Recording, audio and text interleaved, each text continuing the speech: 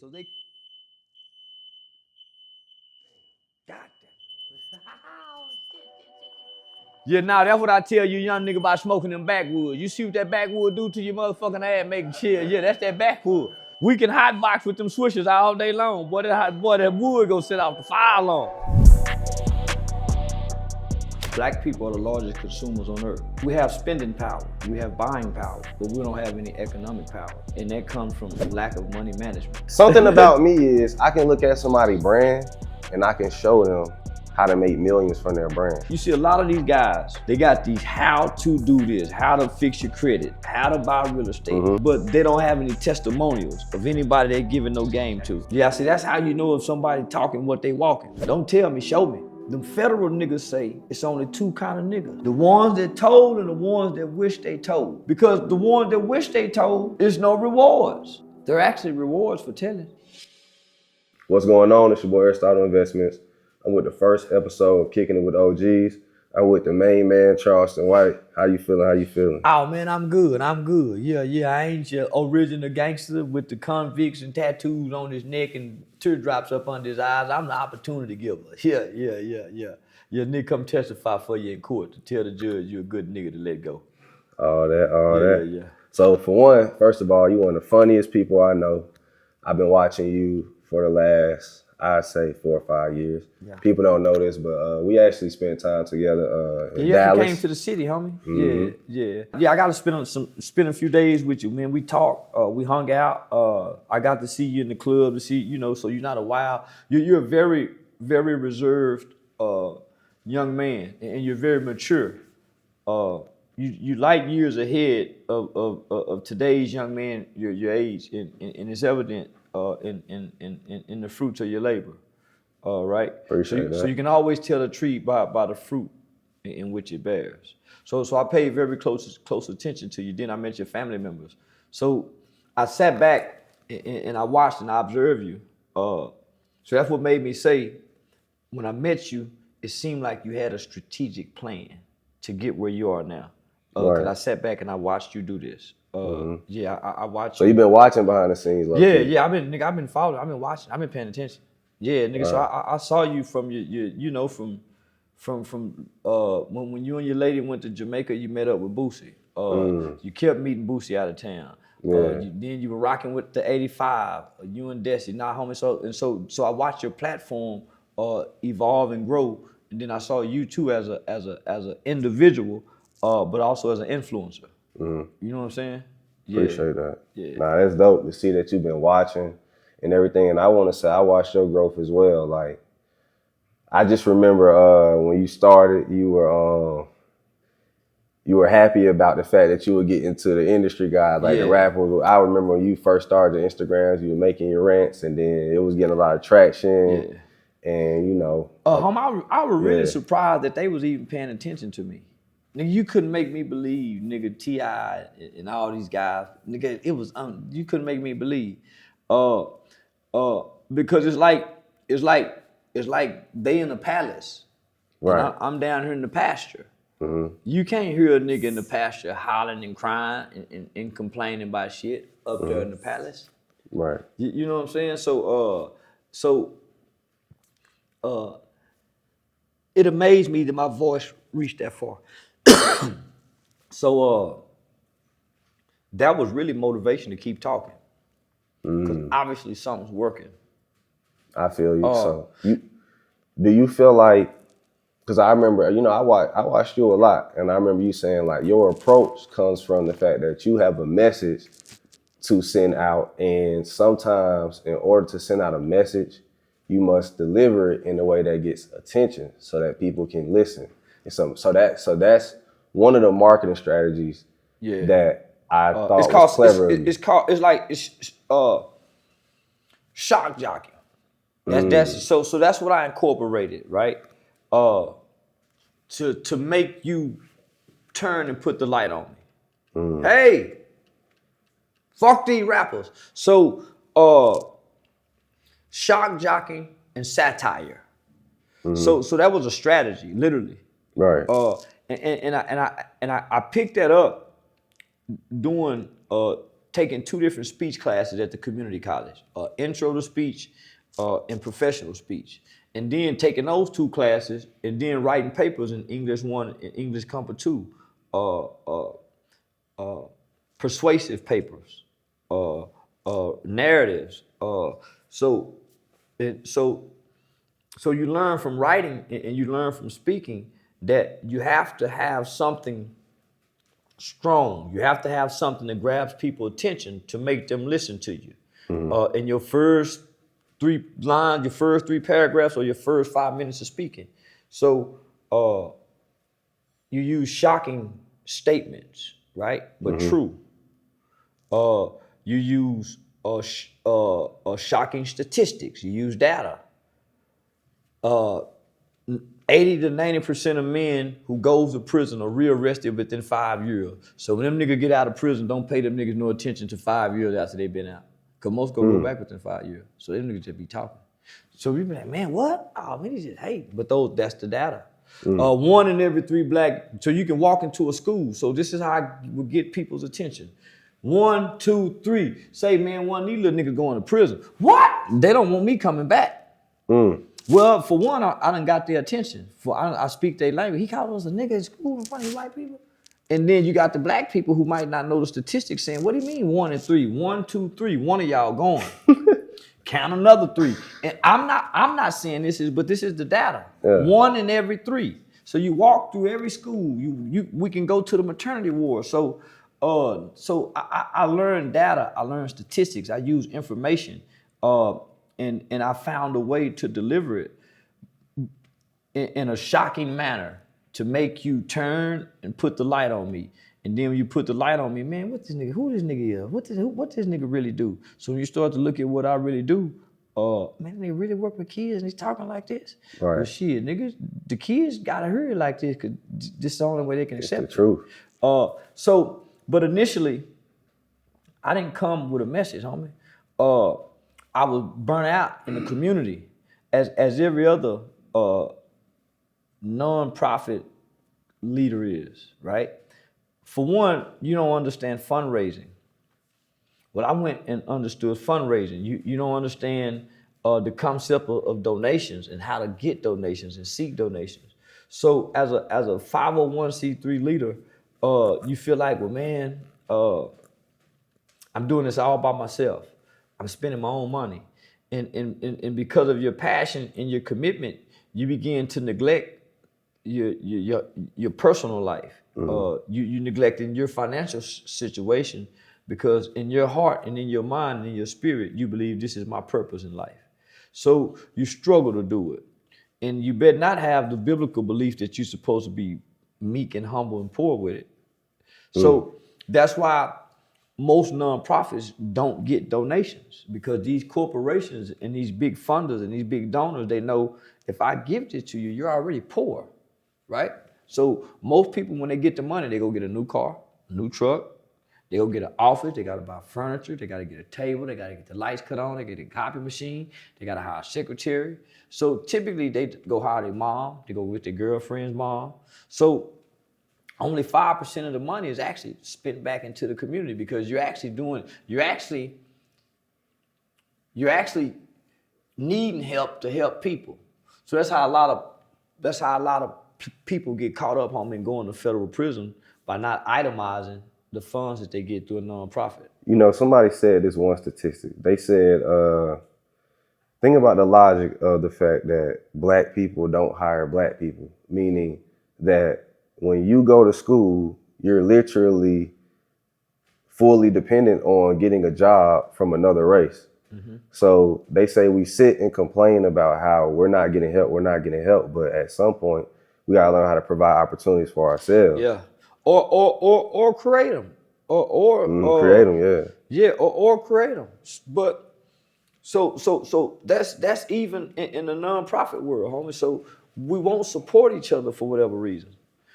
Once we integrated, we lost our inner support because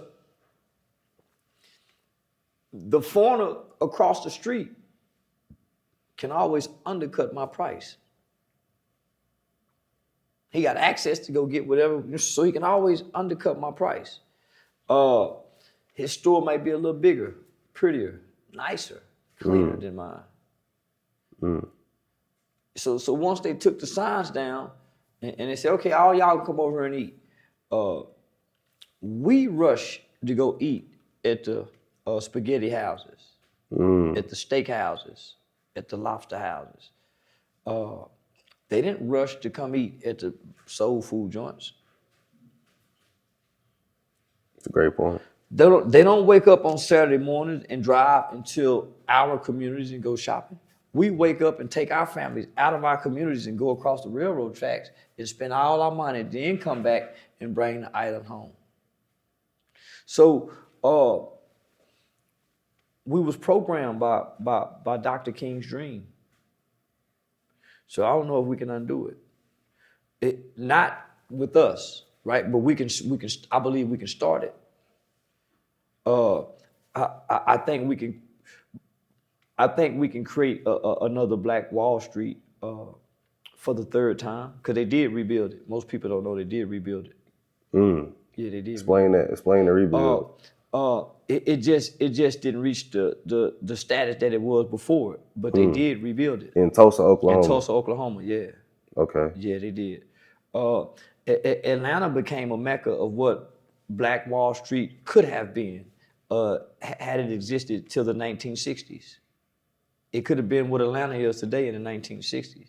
So Atlanta picked up the torch. Yeah. Outside of Atlanta, I haven't seen no other state or city of Black people who enter economics with each other.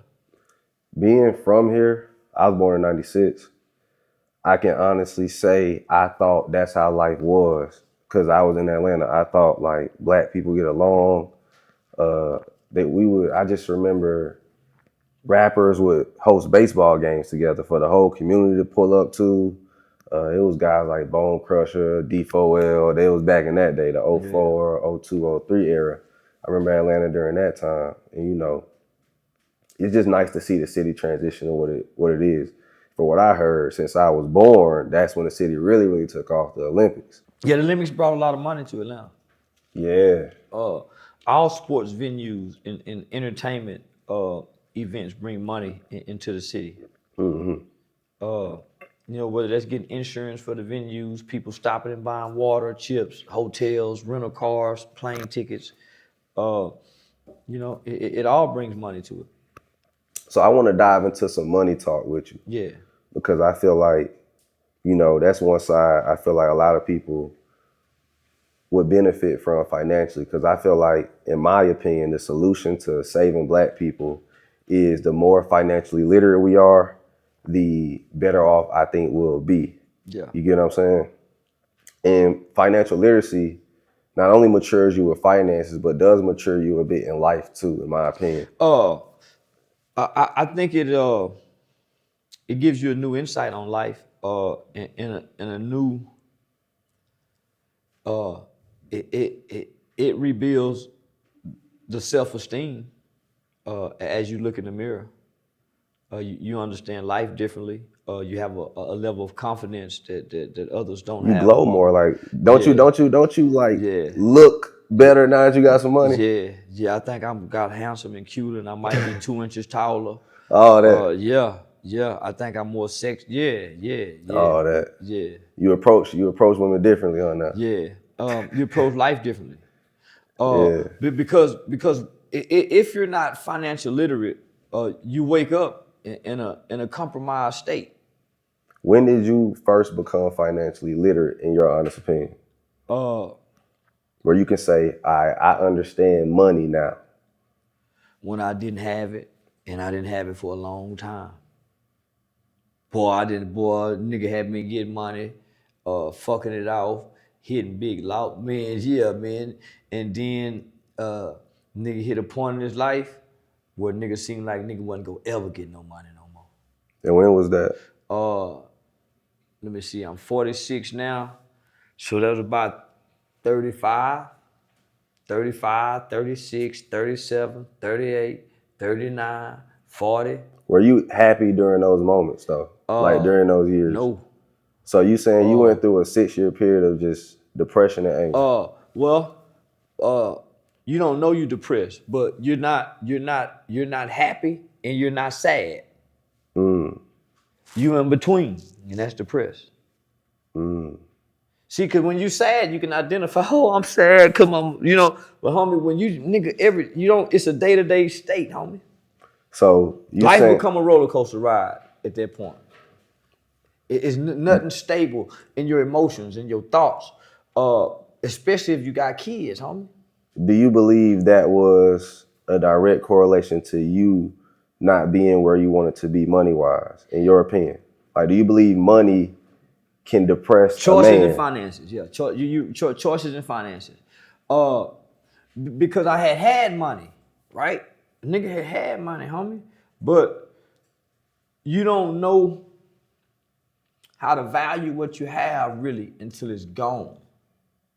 So, and then I had a crutch, right? The nigga could always go play on a woman, play on mama for some money. But nigga, it was a time, nigga, that crutch was gone. And it was all about a nigga wits and know-how. And when you don't, when your wits and know-how is all ideals, intellectual property, and you can't transition it to changing oil, driving a forklift, driving a truck, at a certain socioeconomic status, nigga, you look like a failure. As intelligent and as smart as you are, nigga, you can't turn a wrench. You ain't got no lawnmower out here cutting nobody's yard. You ain't on back of the trash truck throwing trash, getting a check. So you go get a job, homie, trying to fulfill your part of finances in whatever household or whatever in realm of life that you're in, right? So you get a job, and you go get a job you typically don't like. So today's people own jobs, and just when I started working, I was 35 when I first really started working. I had tried a job, but I had never been on a job longer than a few months. I ain't finna work nowhere longer than 6 months. So I don't have a real worth ethic on the job. So I would go get these warehouse jobs, and in the process of me not liking it, I would complain. That's how I learned how to sue. Not liking the job, not really want to do this shit, but these are my ideas. So that's it. But ultimately, I ended up going to a law school with those ideas coming from suing at a warehouse in my 20s. Yeah. So by the time I got to my 30s, I got 2 kids, homie. So, nigga, all I'm thinking is how to get some money coming residually. I know one thing, nigga got to have some residual money. If nothing else, nigga got to have some residual income. So job hopping, you can't have no residual income. So the idea was always, man, I'm gonna take these last 2 paychecks and give me a pound of weed.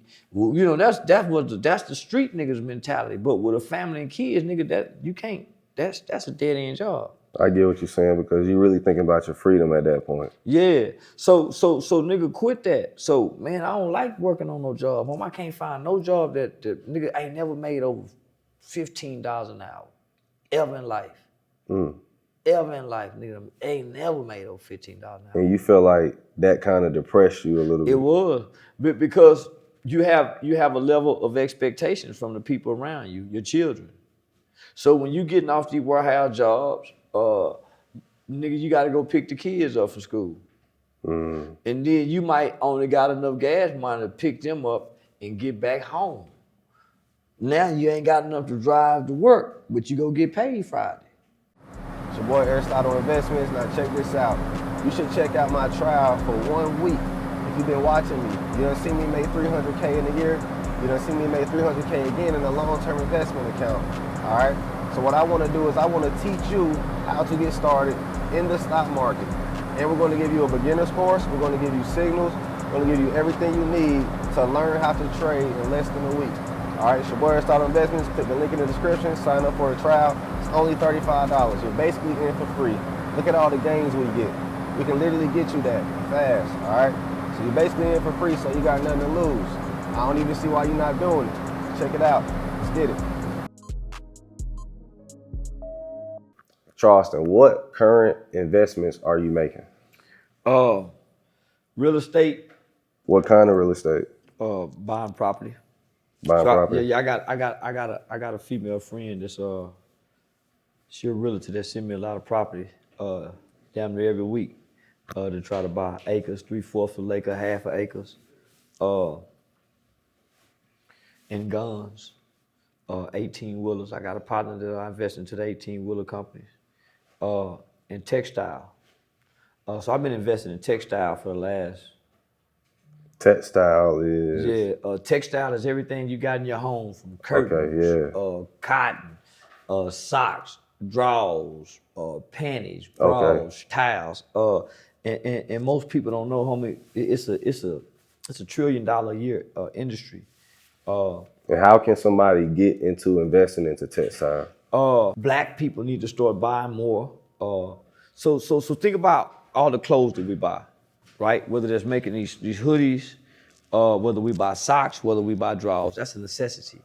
But when we go buy it, we don't never buy it from nobody black. But there's 5 white families that control all the cotton product in America. Other than that, you're either buying from China, you're getting it from Haiti, which thanks to President Trump, the Gildan headquarters used to be in Mexico. He shut it down and moved it to Haiti. So Gildan makes all the white t-shirts, Bella Canvas, Fruit of the Loom. So all these different products, we don't sell it anywhere. So we purchase it on a retail basis. And when you think about socks, a pound of socks costs maybe 75 cents or $1. And it probably take, 9 or 10 pair of socks to make a pound. When we go to the store and buy 9 or 10 pair of socks, it's almost $20. T-shirts, plain white t-shirts, at a wholesale price are purchased at 5 and 10 cents. That's with no writing. When you put the writing, when you put the plastic on it or whatever, it goes up to hundreds of dollars, $300s. We don't have our hands in this nowhere. But there was a time when we picked cotton in this country, and we knew cotton and we understood cotton. And down south, we would pick the cotton, they would send it up north to the textiles and the industries, they would make jeans and do all of this. So now we have no knowledge of what cotton product is, but in our household, from towels to the sheets, the pillowcases, the blankets, our undergarments, the rugs, the curtains, all that's textile. Right. And we don't own none of it. So it's like the people who make salt, that family eats forever. So when I look around and I see all these black people that make t-shirts, that make clothing, they go purchase their textile material from other people who sell them even at wholesale as retail. When you go buy those all white t-shirts for $2. Right. And when you want an extra large, it's 50 cents more. You want a double extra large, it's 50 cents more. And they got it for 10 cents, 50 cents. And so how to access that product, most of the textile products can be accessed in and around Georgia, Tennessee, North Carolina, South Carolina, in and around those Appalachian Mountains. And so that's what I've been quietly and secretly investing my money in. And so I've been banking on textile. If all this shit failed, nigga, I won't be a textile nigga just eating like a motherfucker. And so that's why I've been making it my business, because I understand the history of the Haitians. So I've been trying to make it my business to meet some Haitians, to at least establish some type of relationship with the Haitian people, to take us to Gildan and build a relationship with Gildan. Because right now, homie, I can get bundles of Pampers, bundles of Pampers, thousands of Pampers, homie, for at dollars and cents. So I even see WAC 100 that got into it, investing into the textile industry with Pampers. So you imagine if I come to the hood with the deals that I'm getting for Pampers, I can help daycare people lower their costs for struggling mothers. I can build young people's self-esteem by going to the ghettos and giving them 2 weeks worth of clean white t-shirts, 2 weeks of clean drawers, 30 days worth of socks. You know how good that feel? So between real estate, guns, textile, and content creation. So I want to know this, and this is a great question. How many streams of income do you have? Just, you don't have to say how much you make from them, but how many streams of income do you have that are returning you profit right now? I created a website by way of the textile with the clothing. So I started that 3 years ago with some of my YouTube money, and so I haven't had to spend no money. That's been spending on its own since then, and that generates a monthly residual income. So that's one. My interviews. So my interviews is a big portion of what I've been doing the last 3 or 4 years, and that comes from marketing and branding myself. So interviews, website, comedy, movies. I wouldn't call it cannabis, but it's a hemp deal. So it's a CBD deal with the weed spot. So that's the 6th one. The podcast. So I just got one little old podcast deal in Vegas with the Green Room Radio. And so then I'm working on an 8 string that's on hold right now due to a business partner being tragically killed in Chicago last week. Yeah, man. So that was that 8 stream of income would have gave me a guaranteed upfront portion of some money to be a brand ambassador for a streaming company with 10% equity into the company. So you got nearly, if I'm being correct, nearly 90% of your incomes make over 6 figures a year. Well, two of them don't. 2 of them don't? Two of them don't. Okay, Yeah, so out of 8, 6 of them make over 6 figures a year. Yeah. That's hard. Charleston White making over $600K a year. Hey, let's get it. Yeah. So you gross millions in a year already from your content. My first year, within a year and a half, I had touched $1 million. So somebody had Google my network and it said well 5 million. Right. But you don't see 5 million in the bank. But when you calculate what a nigga done made over my 4-year period of time, I owe Uncle Sam a lot of money. Yeah, and I'm sitting down with their ass this year to get this shit worked out too, boy. Goddamn. Name your top 5 people who inspire you, like make you want to get up and hustle. You admire what they do. You respect the words they say.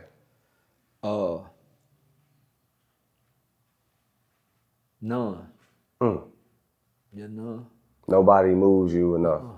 That's hard. I got an inner man that speaks louder than any man that could talk to me. That's hard. Yeah, I got an inner man that I try to yield to, submit to, and kneel to, and I think God speaks to the inner man. I got my old man Pops, but he tried to tell me to go put all my money in the real estate, buy more land and housing. I'm saying, man, fuck that. Pop, America finna blow up. I'm finna spend all my money into metaverse world. And he's saying that internet go get shut down. Fuck that. So I reject a lot of what I hear because I'm doing something that ain't nobody ever done. Homie, I'm getting paid just to talk, run my motherfucking mouth. And I ain't waking up saying what I'm gonna say today. So I'm freestyling. So freestyling got me here. But I go listen to that quiet voice that speaks loud on the inside. So I try to find a quiet closet, whether that's so I take long showers. I take long showers by myself, and nigga, I go in there and I talk to me, cause I think all the answers is from within. Everybody on the outside can been trying to tell me something, right? But I got where I'm at through purpose. And from listening to yourself. Yeah. How much do you listen to yourself when it comes to? Cause I see that's how you moving now. Like you like, okay, I gotta listen to myself. I gotta trust my instinct. And I'm not always right. True. Yeah, and I tell myself wrong. So that's the battle of each man, is the inner man. it ain't the outer man, homie. I'm wrestling with a nigga on the inside. I ain't fighting with nobody out here. It's a fight within. So now that a nigga got all this money, nigga, you think I don't want to go get that motherfucking flying Bentley spur? But shit, nigga, I went and bought my mama a car. I saw that. Yeah, you recently bought your mama because I heard FBG Duck's mother say when he signed the contract, nigga, he went and spent hundreds and thousands of dollars on jewelry and came back to the ghetto and his mama's transmission was broke down. He went back the next day and took that jewelry back and went and bought his mama a car. I was listening. See what I'm saying? So I know how to be serious with me and tell me no. And that's the weakness of most men. They don't know how to self-deny themselves. When I want pleasure at times, I know how to say, no, nigga, tell no. I know how to self-deny me. That's willpower. So I work on me, and I can't. Yeah, I'm glowing on the outside. Yeah, I want that motherfucking man weave. But nigga, I fight to work on the inner man. So I want to ask you something. Was there any point of time during how long has this been? It's been like a 5-year stretch since you've been kind of popular. Yeah. So has there ever been a point of time during those 5 years that you wanted to quit? And when there was, how'd you deal with it? Yeah. In the beginning, because I didn't understand. Not only did I not understand, the people around me didn't understand what the fuck I was doing. So I was looking like a fool. Homie getting online saying this shit, saying that shit.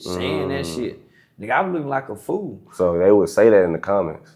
Fuck the comments. They were saying this in my reality, in real life, because I'm doing something that's new. Man, this nigga tripping, man. Nigga, you know, and motherfucker calling my mama. Girl, that boy done said so, you know what I'm saying? And my mama not on the internet.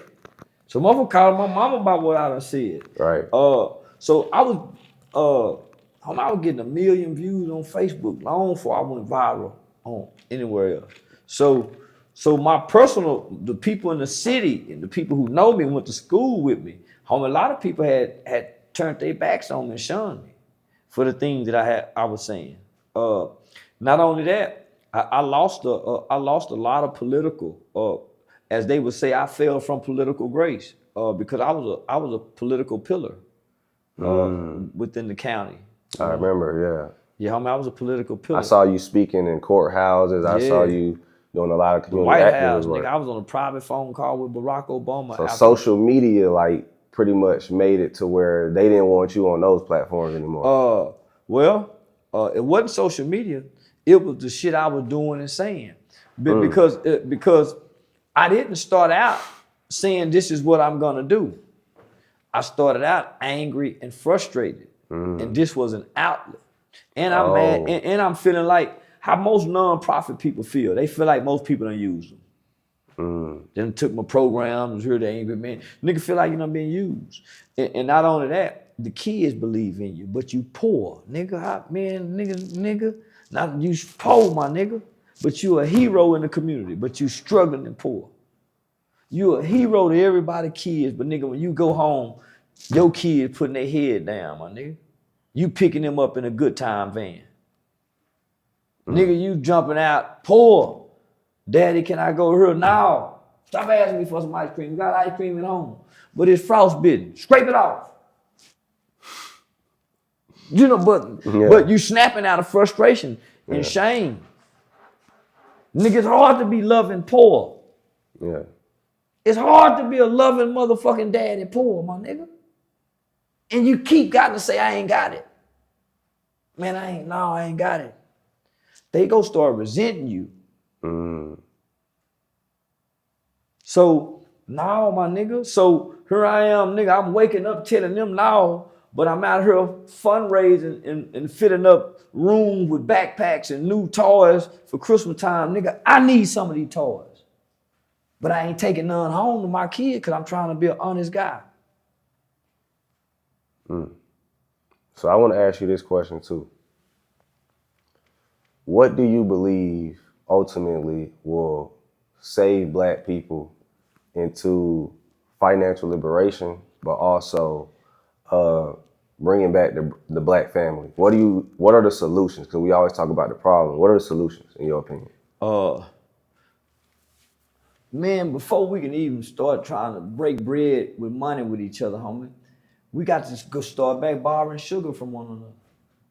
We got to start back loving each other, homie. Mm-hmm. Nigga,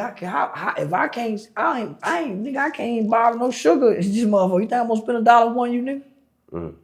So we gotta find a way, nigga, back to loving FUBU. Mm. For us, by us, with us, of us, or against us. Mm. So we gotta find at least one black being that we all love. And we just lauded this one black motherfucker. But nigga, before we can start economics, homie, we gotta have some unity and peace. Cause even when we all come over here, somebody go shoot this bitch up, go hurt the business. So we have to establish some principles, and we can do that, nigga, if we spend our money with each other and we keep bumping each other like we used to bumping each other at Grips. Did you know this statistic that 40%? You saw that ad where they said 40% of black people in America invest into the U.S. stock market. We are the fastest growing investment demographic, and I want to say this.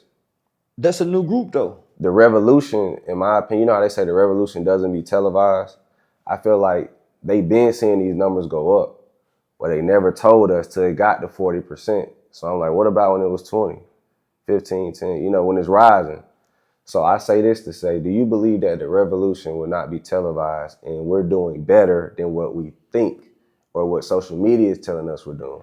It's being televised with these cameras you got for us. They thought it wouldn't be televised because they couldn't predict the internet when they made these statements. Yeah. They couldn't predict the internet. What happened with the revolution is, we're talking economics, right? It won't be funded. The revolution won't be funded. See, right now there's a revolution between Gaza and Israel. Israel getting a lot of funding. There's a revolution between the Ukrainians and the Russians. That's them the same people. Ukraine is getting a lot of funding. Russia is getting some funding. When we decide to revolute, nigga, we won't get no funding, but it's gonna be televised. There'll be plenty of goddamn people. Hey, goddamn it, but it won't be funded. So part of our revolution is reparation that provides funding. What Pac say, nigga, you can't go to war if your money ain't right. We got plenty of money, but the money ain't right. And I ain't gonna get on here, homie, and say that black people don't support black people. Because, nigga, all this money that I just told you I make, it come from black people. Yep. Not from a social media platform. Real talk. Come from black people. You make millions from black people. So that's why you love us so much. Yeah. For 100. Nigga, what you talking about? But it was the old man who taught me how to love us. When I despised the old people, I used to say, nigga, fuck what the slaves and grandmama them had to go through. Because I feel like they didn't teach us nothing, but they did teach us something. They taught us what they knew. And we reject what they tried to teach us because we can't grow food. Come here, boy, let me show you how to fix this up under here. We didn't get up under there with that all and learn how to fix nothing. So we rejected what they taught us. So I was the young nigga that grew up at the barbershop with the bullshit niggas. So I learned to look at bullshit early. Cause my mama wanted us to be with granddad and uncle and them. They had us looking at the bullshit niggas. I've never seen a man get up and go to work every day. So I thought women was the ones that got up and worked. I thought the niggas woke up in the middle of the day and earned their clothes and cleaned their shoes and greased their hair and went outside and talked, jive, nigga talk. I really thought that, homie, growing up, because that's what I saw. I vaguely saw a man in a suit. So I've been watching women and seeing bullshit men. I know what a good woman is. I can tell a woman, yeah, nigga, I know I can identify a good woman. It's the traits of a man. A good man that a nigga struggle with identifying and trying to incorporate in his walk in life. So, nigga, the internet saved me. Because I found me as a man, but nigga, I felt low as a man because I couldn't provide economically. So they say a lot of times the internet depresses people, but in your opinion, the internet really like gave you a voice, an outlet, a stream of income, and changed the trajectory of your family's life. It gave me exactly right, all of the above. It gave me a way, nigga, to provide a legacy and provide something for my children's children. Mm-hmm. So, and I agree, it does depresses you if you on there looking for the thrills in the fields. I feel like what they say, the comparison is the thief of joy. And I believe that quote is what's causing a lot when people say people are depressed.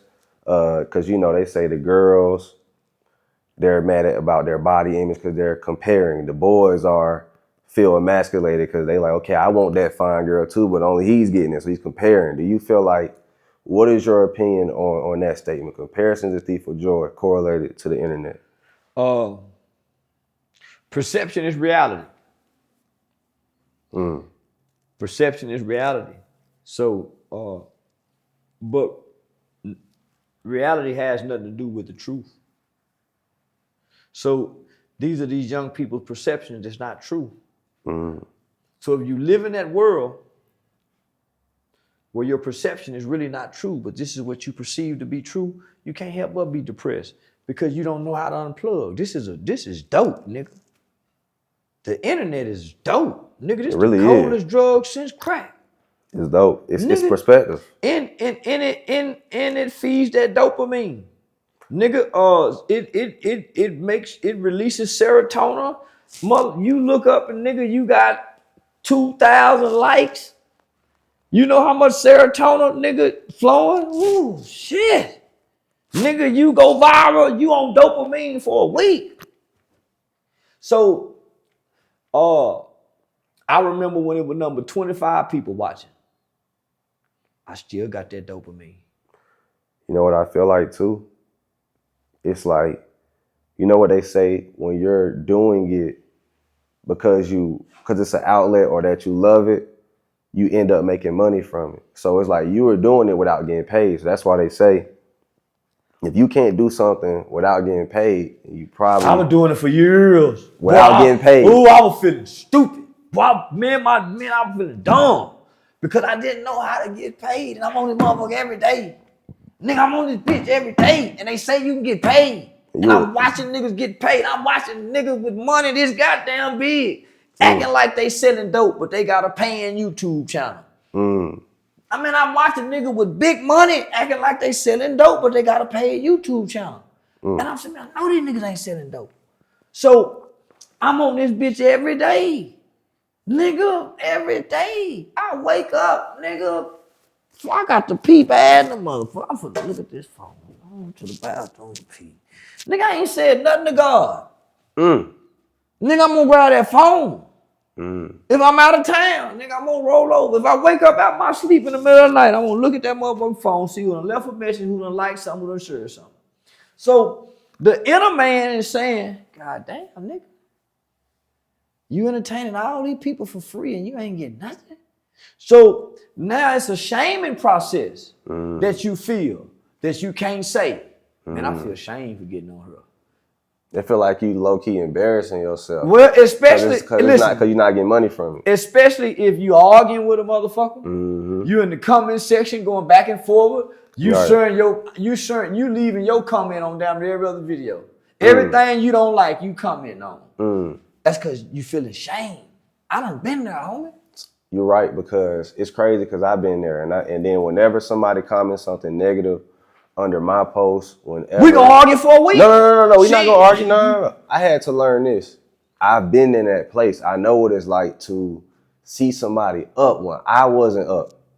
So at the end of the day, how can I expect people to understand and feel something that I once felt? See now I don't say nothing, but back then, if you commented, nigga, we would argue from Sunday to Friday. Nigga, we would have hundreds of comments. You gonna have 60, I'm gonna have 70. Nigga, I don't even know you, and I don't like you, nigga. I'm saying so. I'm looking at your daughter pictures coming back saying her nose don't look like yours, it look like your brother's. No. You know what I'm saying? I'm coming saying all kind of shit. No. Homie, but I'm for one, misery loves company. For sure. And you don't know you miserable. You don't. Because you can smile at times. You laugh at times. You get happy at times. But because your conditions and your situation and your circumstances, you really envious. Yeah. Motherfucker with them hoverboards spinning. Nigga, and the motherfucker $700 at first. You don't think my baby said, Daddy, can I get one? No, they said the thing blow up. Y'all trying to blow up the goddamn house. I ain't finna plug them now. But nigga, I wanted to buy them baby one. You don't think when I got the money, nigga, they didn't get the hoverboard around this motherfucker? So you basically saying that like, when we'll say the opposite of what we want to defend that we didn't get it. You get what I'm saying? Like every poor person think rich people supposed to help poor people. Sure. Nigga get that money, be saying fuck the poor motherfucker. I got this on my own, nigga. You scratch it because you don't know what it take, what you had to go through to make the sacrifices, to make the right choices, to manage. So I get it, homie. I get it. It's easy to be resentful when you looking up at something that you wish to have. For sure. It's easy, nigga. I was there. So that's why I mean back to them motherfuckers. See, you compassion to them. I mean back to them motherfuckers. Cause I know they doing it out of place of spite. And I'm just doing it out of place of entertainment. No. This is what I say too. You also gotta look at it from an analytical perspective. They're boosting your algorithm with their comments. Man, right? So it's like you responding to it is less time you're thinking on for one spending on being joyful or going on to the next money place. What I had to realize is I can't be wasting time on people because you don't know how this person look. You could be arguing with a paraplegic. Yeah, that's what I was saying. Like you talking with his mouth. Yeah. Fuck you. You know what I'm saying? All that. Yeah. Like, homie, listen, I had to learn that. Yeah. When I first got on social media, I said, man, why these niggas fucking with me? Mm-hmm. The Boscos and all these different, the S-Bone. I said, man, why these niggas fucking with me? I didn't know that's the algorithm game. To get me to say something, so I would say something to every nigga. Man, I would watch this nigga get 100,000 views for the next month. I do it again. You know, I said, I'm gonna stop saying something. And I would watch, okay, the best thing, just don't say nothing. Because y'all start playing ping pong. And whoever got the best algorithm, you push your algorithm over there to them. Because you make your people say, who? Let me go look. And then they go look. They see what they said. Then you say something. You just help them build a platform. That's why you can't. That's what I had to tell people too. Like, don't respond when people come at you negative because your audience didn't know who they were until you gave them clout. So they tricking you out your game. They'll try to create. I'm pretty sure you probably had that experience. Well, that's why I'm forever grateful for T.I., Boosie. Yeah.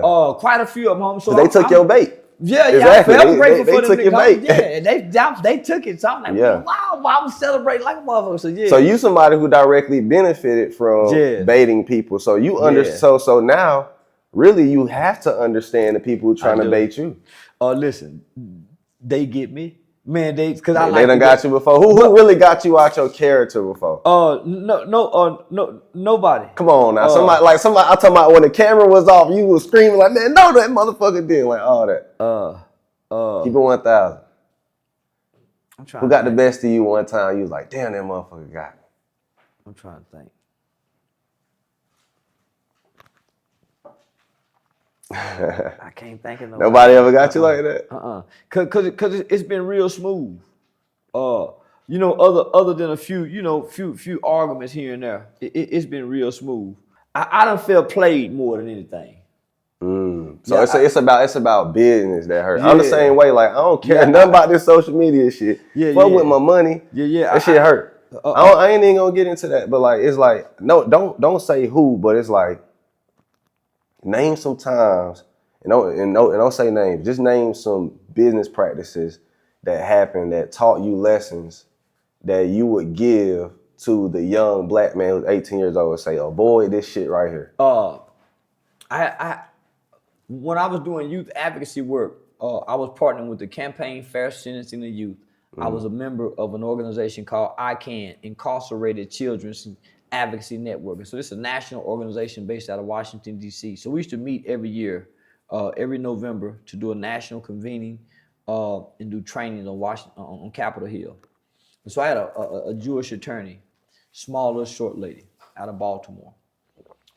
She said, Charleston, do you document and do you shoot your videos and put them on social media or anything? When you go out and do these speaking engagement work with your kids? I said, no, ma'am. I don't want to make it look like I'm just doing it for putting it on social media. She looked me in my eyes and she said, Charleston, if it's not documented, it never happened. I said the same thing. If it's not. So I learned to document everything. So that's how I would win these lawsuits on these jobs. I would document. I would keep documentations.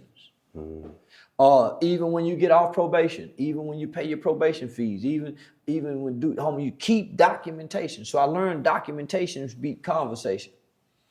So when I got to this point, my love for black people and me wanting to know how to progress and thrive in entertainment and in comedy, I went into a deal, a very lucrative deal with no paperwork, 2 of them. And me and this brother in Atlanta, we still cool to this day. But he introduced me to when New York, the state of New York finally went legal with marijuana, the legalization of marijuana. He introduced me to a company that grows on the East Coast, but also grows on the West Coast. And I won't say the company's name, but for two big companies. And so they offered me a cannabis deal. We had this concept. During that time they were smoking on King Von, smoking on Tuka. So we wanted to kind of change the narrative and come with a concept smoking on Charleston, right? And at the time I was getting a lot of threats from the gang members, and so they had came up with a weed pack, Charleston White Runs, packaged it, stamped it, put my face on it, but I didn't get nothing in writing. And so that pack boomed like a motherfucker. And they would send me small packages, But you wish you would have got some money from Monetizing. Okay. And so the second one, but that's right. So you learning to trademark everything, yeah, for sure. So right when I started hitting my peak in comedy, well, I wouldn't even say hitting my peak. Right when I started my up climb in comedy, a Live Nation came to me. By way of another comedian. Right.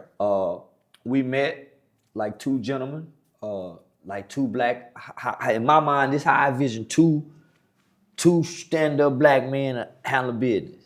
Nigga, we ain't got to put them white folks in our business. Woo, woo, woo, woo, woo, woo, woo, and we stand on that. If you die, I go to your family and say, hey, man, we shook hands. Here go his half, woo, woo, woo. That's what I envision, how black niggas, that's how me and you would operate. I wish, what's crazy? We all fall for that facade, that black on black supposed to be like, hey, brother, but see, homie, you right. But homie, you see, over here in the streets, you operate like, nigga, fuck that, give me this. So you got unwritten paperwork in the streets that you come with a nigga's ass with. But when you cross over here, you thinking, okay, homie, this is a new world. Yeah, you do. Say, what's up, brother? I'm looking for, you know what I'm saying? So you fell for the same shit I fell for, that, oh shit, like, we in Wakanda, black man, we can't fuck each other over. Come on, homie. Then so I'm saying, okay, nigga, this Live Nation, and so nigga, you go be my protection to make sure they don't screw, you know what I'm saying? Only for the nigga to fuck me over. Yeah. Only for the nigga to fuck me over. So I had to take a step back from that one, homie. It broke your heart because you were fending for black people and you thought you were so passionate about helping black people that how could a black man do that to Charleston when all he do is speak up every single day about black people? That's how you felt. And nigga, we talk like 2 black brothers. And this was the talk, brother. This was the talk, brother. This was the talk and secret. This without the white man, brother. For sure. Nah, we finna go conquer the world, nigga. For sure. Yo, come on, man. Been there, done that. So homie, so when a nigga flim-flam, homie, only for the white people to make it right. Thank you. That's right. So Only for the white people to make it right, and they don't even have to. Thank you. They could have left it on the nigga. But so it's just like if me and my partner do something, and my partner, nigga, I do wrong, and my partner try to make it right. It ain't on his part to try to make my wrong right. He make his right wrong, even if he ain't wrong. You know what I think is missing in the black community with man to man is fair share of deals. Like, let's just say you charge me a price. Would you be considerate of, okay, will this person get their ROI? We don't even think about that shit. We thinking about... I do. No, I do. Especially when I'm doing business with my people. Yeah. So if I hear a nigga stutter, I say, okay, what's your budget? Because I learned two things at Texas Western University, homie. So I was nominated to take a business leadership class. So nigga, I paid attention and I studied. If nothing else, I didn't learn ROI, ROE. Right. So when I'm dealing with a nigga, homie, I normally try to stay away from big podcasts because most big podcasts don't offer to pay me. So I've done some of the biggest podcasts. They got some of the biggest numbers. They didn't give me $1. And that kind of hurt a nigga feeling, but I just take it up. So what I do, I come down to the bottom and I say, homie, this is my price. They say, oh man, well, what's your budget, fam? What's your budget? So what I realize here, most young black people with small platforms don't know a budget. Well, man, I don't know. Well, I'm asking you, what can you afford to give me? I'm willing to work with you to help build your platform, because what I've noticed is everybody who I work with to help them build their platform, get a ROI, they book me again. That's why I say cheat. That's why all these same platforms keep booking me, because So I try to do that with my people. But if you're a industry, you're a company, then you typically have a big budget to pay me what I'm asking for. But you know what you know what's crazy? So I know you're thinking about a loss you took by way of a black man, right? So when I took a loss by way of a black man, I spoke to a real rich black man. You know, he's a music executive. So, you know, a big music exec in Atlanta. I tell you, it is OG Fly. Yeah. Right? So he pretty much explained to me briefly, like, damn, you mad because you took a loss? So I took a $100K loss, to be transparent. So it's probably more than what you took, right? So you took worse than that? Let me just say this. Go ahead. I went on a tour, homie. And we sold out every major house of blues on the West Coast, the East Coast, and in the South. And I probably spent maybe 10 or 15,000 just flying to do this, my own hotels. Live Nation paid they half of paying me $750. The nigga who fucked me got 90% of the dough on every venue. $750,000. And they got 90% of the dough of every venue and didn't give me $1. We did 6 shows in Orlando, Florida. Was it Orlando or Jacksonville? We did 6 shows, my nigga. We sold out all 6 shows, but the tickets wasn't moving. I heard that white woman tell Dewberry, hey, once we put Charleston name on the website, the ticket sales went out the roof. I got a nigga cashed out me $250. That broke my heart that night. 6 shows, homie, and I ain't just booking no book. Nigga, I'm excited. You ain't trying to sue? Or you signed that contract? How can I sue when we didn't sign a contract? It's about us, brother. It's about us, black man. Oh, no, not that one. Come on, black man. Not that one. Yeah, I signed that contract. Not that one. Yeah, nigga, I signed that contract. Not that one. Nigga, because I'm looking for guidance. And this is an older brother who came to me and made this offer to me. And what year was this? This year. 2024. Not just August. So what I did after I realized, nigga, this was happening, I bowed out gracefully. Hurt, didn't speak on it, and bowed out like a gentleman. How many days did it take you, like when you found out you've been duped, like went to like be like, damn, this shit hurt? So let's see, we kicked the tour off. May, June, July, nigga, it was August. It was August. Yeah. It was August. Yeah, it was August. So it was months had went by. I spent a lot of money flying from. We did Miami House of Blues, Dallas House of Blues, Houston House of Blues, Fountain Blue in Miami, House of Blues at Mandalay Bay, the observatory in San Nigga. These are all top of the line, and these motherfuckers sold out with ticket prices at $200, homie. So let me ask you this. Yeah, I was fucked up. Do you feel like when some fuck shit like that happen to you, do you ever look up to the Most High and say, okay, what did I do to like deserve this? But not like saying like in a bad way, but like, okay, is this karma? Do you feel like this was karma? Cause I already had talked to him. I had already asked him, show me the way. How else you gonna learn if you don't get fucked? That's true. But 750,000, goddamn. Well, but what? I can't calculate the monetary value. I just know Live Nation gave me $750 from their portion. $750, okay. But Live Nation don't owe me. The brother owe me. And you don't know how much he owes you. If we selling out every venue and he getting 90% of the dough of what Live Nation getting out of ticket sales, Live Nation only getting 10%. Mm-hmm. The venue getting the money from all the food and alcohol. Mm-hmm. And they getting a lot of money.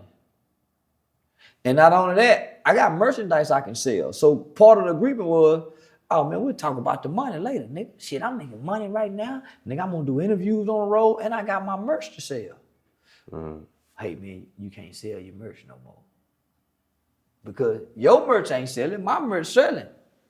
I'm the more popular comedian at every show. Mm. And I'm supposed to be the host. I go from being the host to, we just go put you out for a few minutes. So this experience made you, in your opinion, now you have your guard up, in your opinion? No, I don't have my guard up. So you're not gonna let one bad apple spoil the bunch? Nah, I'm more, because this what I know. If nobody go sit you down and teach you, there's no way for you to learn. If don't nobody say, hey man, come here, man, let me show you. So had I never not had this experience, I wouldn't have the knowledge that I have now to keep going separately away from this. Because most people thought when I quit this, it wasn't gonna be no more. Mm. Nigga, I done quadrupled since then. So sometimes, homie, the blessing is just the lessons that you learn. Mm-hmm. So I understand and look for that. So nigga, I already went to God and said, okay, God, I don't know what I'm doing, man. Please show me the way, protect me and guide me. So once you go say that one time, why I got to come back and say, oh God, why this didn't happen? No, nigga, look for the lessons in this. You know what I had to learn from the lessons of mine is, the lessons I learned was I built my company myself. I've built it to a nice monthly income. So my business plateaued at a certain amount, well over $500,000 a month. So I'm paying celebrities, I'm doing this, I'm doing that, and I'm doing everything except thinking about how can I improve self instead of reaching out to him. Sometimes God is trying to show you that you were supposed to do it independently and you should take the slow route because you need to, instead of taking a fast shortcut route, trying to partner with him, partner with them, God is trying to tell you, making money. You got the gift. You should learn how to figure this out on your own. Yeah, but see, when you don't know, you don't know. God can't come down and just say, man. Oh, that's true. So I know, I guess. Yeah. But listen, but up until that point, why you trying to figure it out on your own, you got a manager fucking you. You got another manager fucking you. You see, but you're figuring it out as you're getting fucked. So when you look at all of these stories, whether that's Taylor Swift, homie, everybody had to take a fucking.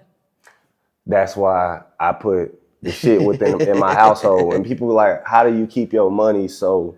Because it's just me and my wife touching the money. Nobody else is allowed. So it if comes to me, missing, then I ditch it out. It's either me or her. But you get what I'm saying? But at first, you trust people. I don't trust nobody with my money. In the beginning, homie, you start out with people. Jane Brown did it. Yeah. So in the beginning, you start out with people. Say, y'all, we finna go to the top.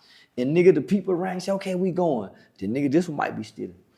You see what I'm saying? So you lose people as now you go. all the money gotta go through you. Of course, I know. I go through that too. But that's how when you read the stories before us, that's why every manager have had chances at fucking almost every artist. Yeah. Because it's normally you trust the manager. To get the money. This your partner, this your friend, this your woo-woo. Yeah. So men say, listen, handle this, because everybody can't have access to you. So the manager... You're gonna eventually take more off the pie. Man, I'm telling you. Hey, listen. So that would end up happening to me, homie. So, man, I had a motherfucker, nigga, I had signed a contract with San Bernardino County Juvenile Probation Department to sell, come out and teach some of my programs. So, man, they rerouted the money to their daddy bank account. So, so I kind of, so now. So you done been fucked over in the last 5 years over a dozen times. At least 5. So from the start of it, right? So nigga, I come out the gate with almost a podcast deal with man, what was them nigga name? Get the Gangster Chronicles nigga, Digital Soapbox Media. So them niggas had got a podcast deal for fucking a nigga with no contract. But this what I know. Even on the job, my nigga, you're gonna get fucked over. Because you don't know. Any arena, any area that you go in and you don't know, you're gonna get fucked. Because you don't know. But you want me to tell you how to avoid that? So listen, this is how you avoid it. Nigga, know that you go get fucked and pay attention. Pay attention to minimize the fucking.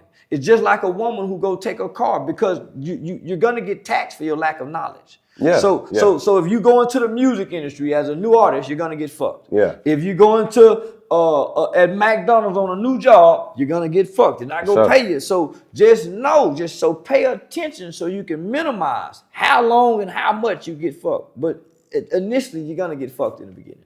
Nah, like I agree. And how I tell dudes to avoid getting messed over with their money is, and a lot of young dudes come to me and they ask me for advice, and they be like, bro, what's the best advice? And I'm like, dog, a woman who is smart, like get you one of them girls who went to college, all that. I'm gonna tell you why. My wife, she made the websites for me when I first started my business. She organized all the Excel spreadsheets. She handled the taxes for me. She made sure my bills was paid on time and my credit cards are paid on time. So Yeah. she got my credit right, all that. So what I tell men is what you're missing is a woman close to you, because for one, you can do more work with her than you can with a man, because a man got to go home. This woman is in bed with you. There are so many nights where me and my wife working till 5 a.m. that dudes don't see. But see, you got a business partner.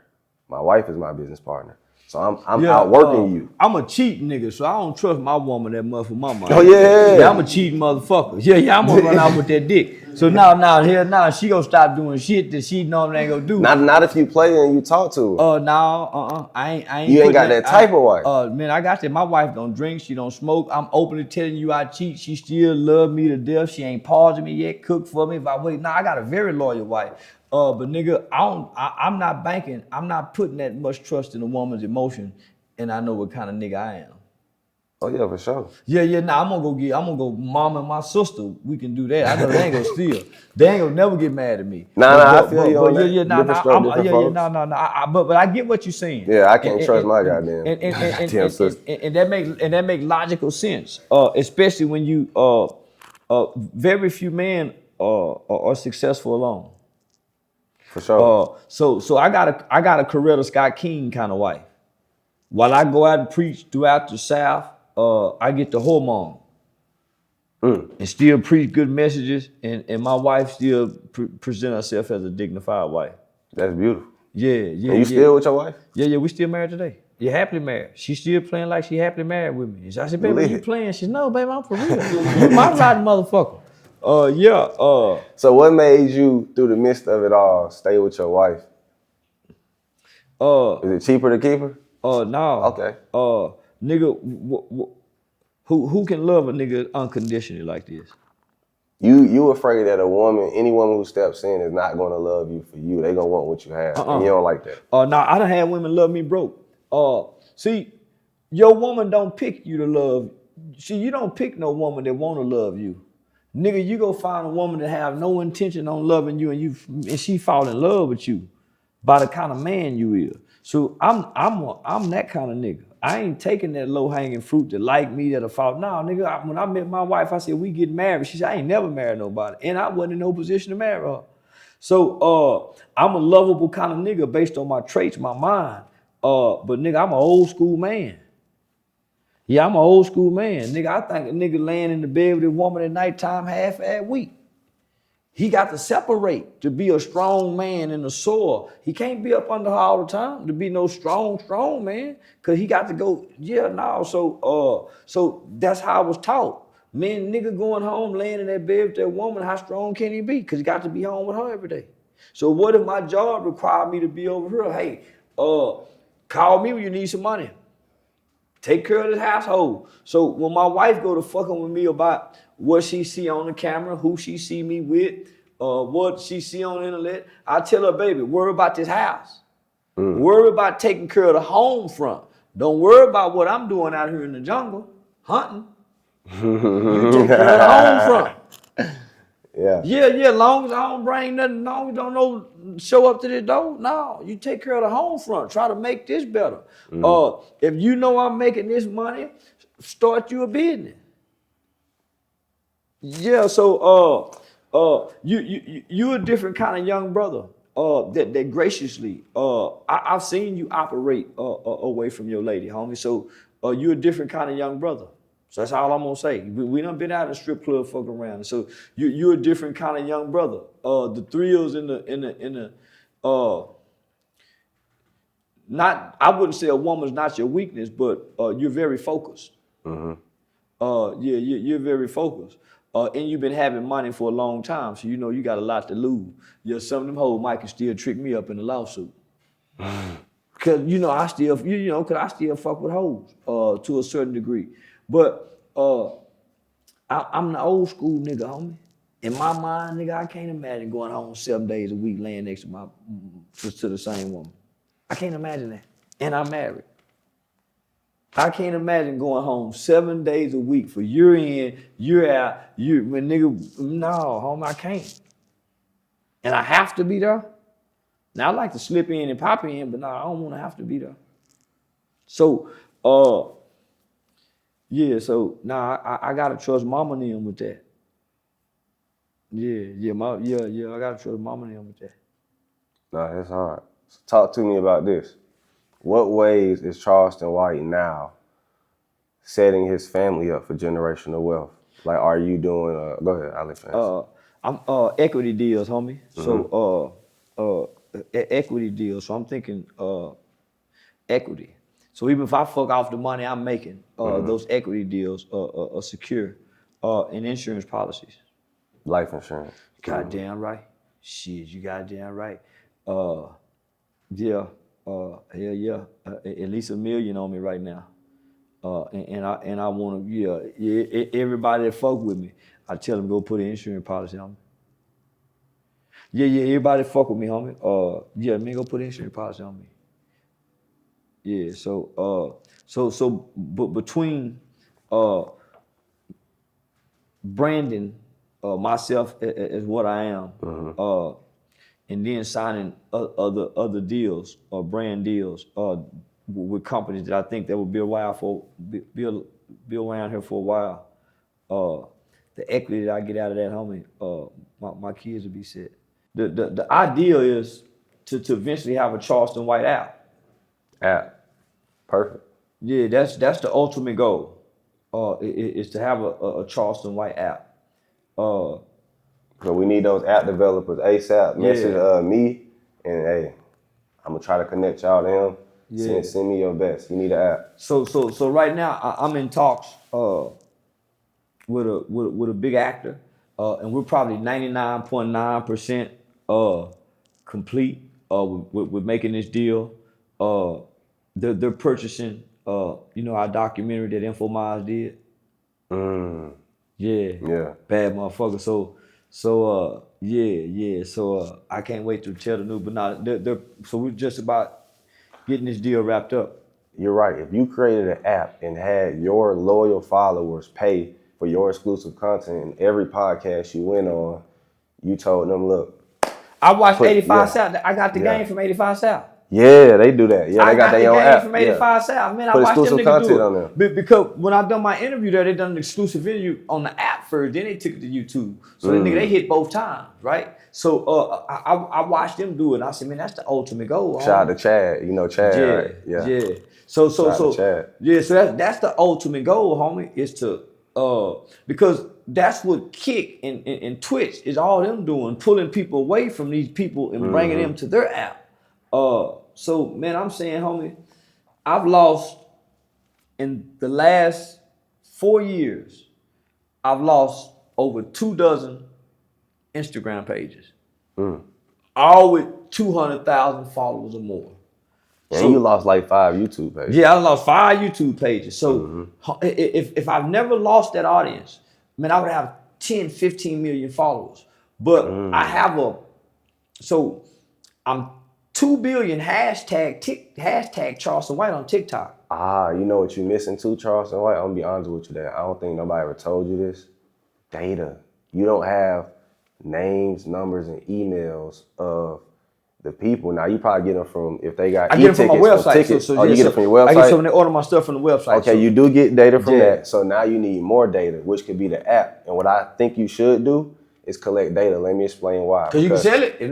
You can sell it. Because think about it. When it's time to retarget, when you say, hey, I'm going to this city, you send a text to everybody. What? You send an email to everybody. See, great minds think alike. So that's what I tell small platform, homie. Yeah. They sell our data to other people just for us to get on these apps for free. Yeah. So that's why I'm saying, man, I want to Charleston White app because I understand the power of collecting data. Part of one of my reasons for being able to evolve is that I would study the data. I would look at the analytics. I would look at the CPNs. I would look at what hours niggas are waking up watching me. What's the best time to post? So I was really studying the data because I was trying to learn. Can I give you some more game? Yeah, go ahead. When you go on podcasts, you set up a number. So because you said I heard you say on the interview, speaking to Sean Cotton, that you're no longer going to create a YouTube page. You're going to go to all these podcasts, and that's going to be your page. Everybody's page is going to be yours. That's smart, by the way. By the way, brilliant. So what you need to do is you need to say something like text this and this and that to this number and direct them. So every podcast page, you need to have them text a number to get a link to either your website, and you can start with your website for now as a plug and play. Yeah, that's good. But start with your website as a plug and play, and then transition to putting your app on that same number, and then have one of your managers manage it, say, and they can interchange it for you based on whatever you want to sell. Because let's just say you hop on a podcast that's Oakland based and you trying to sell Oakland tickets. So you saying text, now you texting for a different purpose. So you're going to need somebody to manage the text for you. Yeah. But I'm telling you, like, don't sleep on that. And that's going to be good, man, because now people going to text that number wherever they see, especially on Sean Cotton's interview. You know how much data, names, and emails you're missing out on? What? If you now, every episode, it needs to be text this to blah, blah, blah. Every episode. Collect data everywhere you go. So now you're going to be, this is going to make you tens of millions of dollars. Let me explain why. You're going to be independently doing it because the data, your audience is coming to you. So when you send out that blast text, that blast email, that's all you. I make so much money from just my raw data. Boy, that's what the company's doing, getting our data and selling it. Data collection. You should set up a text easily. Shit, my niggas them taking notes. Shit, they over there taking niggas over there taking notes. Shit, them niggas they over there taking notes. Something about me is I can look at somebody's brand and I can show them how to make millions from their brand. And see, that's what I was telling my son. I said, man, you see a lot of these guys, they got these how to do this, how to fix your credit, how to buy real estate, but they don't have any testimonials of anybody they giving no game to. Have you seen my testimonials? I went and looked at them before I got on the show. Oh, for real? Yeah. I got so many, man. Like, yeah, I see, that's how you know if somebody talking what they walking. Because they can show you how to do it. Don't tell me, show me. Man, I can show you how to get so much money, man. Like, we go get it. Yeah, like, what you want to learn? Do you want to learn how to invest in the stock market? Do you want to learn how to get money off your business? I want to learn how to get money off my business, Okay. and I want my son to learn how to invest into the stock market. So all the money that I'm giving my son to pay his rent, to pay his car note, to pay his insurance, nigga, by the time he paid his rent, he could have been flipped that money. So like I'm getting him 3, 4, 5,000 at the store every month. So imagine if I say, okay, nigga, this money I ain't paying your rent. I'm gonna give you this money to go play the stock game with it. You got 30 days to pay your rent off what you make off stocks. Mm. Come on, my nigga. Makes sense to me.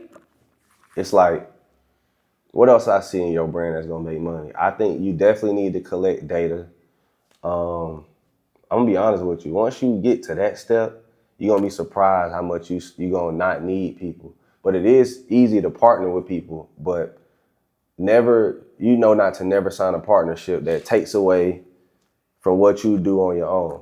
And be careful with that too. Well, that's why I turned down an opportunity with the people Funny Marco left from. They trying to own you. Yeah, the people that Funny Marco left from. So yeah. So that was go lock me into some shit, homie, where I wouldn't even go be able to promote myself as a brand. Exactly. I was gonna be their commodity. Everybody wants to make you that, whether you notice that, right? Yeah. So it's best, in my opinion, to take the slow route and monetize yourself. Coming from somebody who made well over 8 figures doing this. Yeah. You get what I'm saying? It's so much, man. But like I said, I'm definitely open. My biggest marketing strategy is that I came to the internet. I built a big platform in a short amount of time. And I would tell everybody, send me your clothes and I wear it for free. I did that for 4 years. And then all of a sudden, because a few brands became national brands, people would offer to say, man, I'll pay you to wear it. So now they paying to wear it. But for 3 to 4 years, homie, I would do, man, send me, I don't care what it looked like, I would wear it. It's crazy because I ran that play too. I told the people, when I hop on live, I'm going to wear your brand. All you got to do is pay me. So here's another game piece that I want. It's like every episode you hop on, you need to be, of course, you make a guaranteed amount, but it's like you want to run that up as much as possible. So you want to say, okay, I'm going to Aristotle's episode. So manager, I need somebody's brand t-shirt to match with that. So that's more money you stacking. You got the fee for them bringing you in, the fee for the clothing, the fee for you saying, I'm shouting out this weed pen, you smoke a weed pen. Hey y'all, shout out this. That's another one. You need to tear off everything you do in like 3 or 4, pillars. It need to be 3 ways. It need to be 4 or 5 ways you making money off every episode you get on. And that's ultimate. And now you adding 4 streams of income. You stacking. It's like, it's so much stuff I know about money. It's like, that's all I know how to do is hustle. Yeah, I could be a millionaire off anything. If I did that with my interviews, I would turn 1 stream of income into 5 streams for what you just said. Yes. That 1 stream would go to 5 streams of income. Yes. Each time. You need to have a whole bunch of shit going on. You need to have, I got a shirt going. I'm about to shout out whatever the fuck this is. Because I smoke backwoods. You know what I'm saying? Like, you need to have. Hey, shout out to Slapwoods, man. They got a deal on the table for me too, man. See? So I'm coming. Yeah, you get what I'm saying? Goddamn, he just made me thought they got it. And y'all write that down. Y'all taking notes. Goddamn. All that, man. It's like, I definitely always want to see black men win because I win. You feel me? There's actually the Fan Bus, right? Mm-hmm. That's a popular YouTube channel ran by a brother. Mm-hmm. He and I coming up with a deal where, and it's a nice deal he offered me, where I don't do no more 20 versus 1s except with him and the Fan Bus. He's offered me a 6-figure deal where I don't do no more 20 versus 1s except with him and the Fan Bus. As long as it makes sense, go get it. It make a lot of sense. Yeah, it make a lot of sense. Because the platform, it diverts into other avenues. It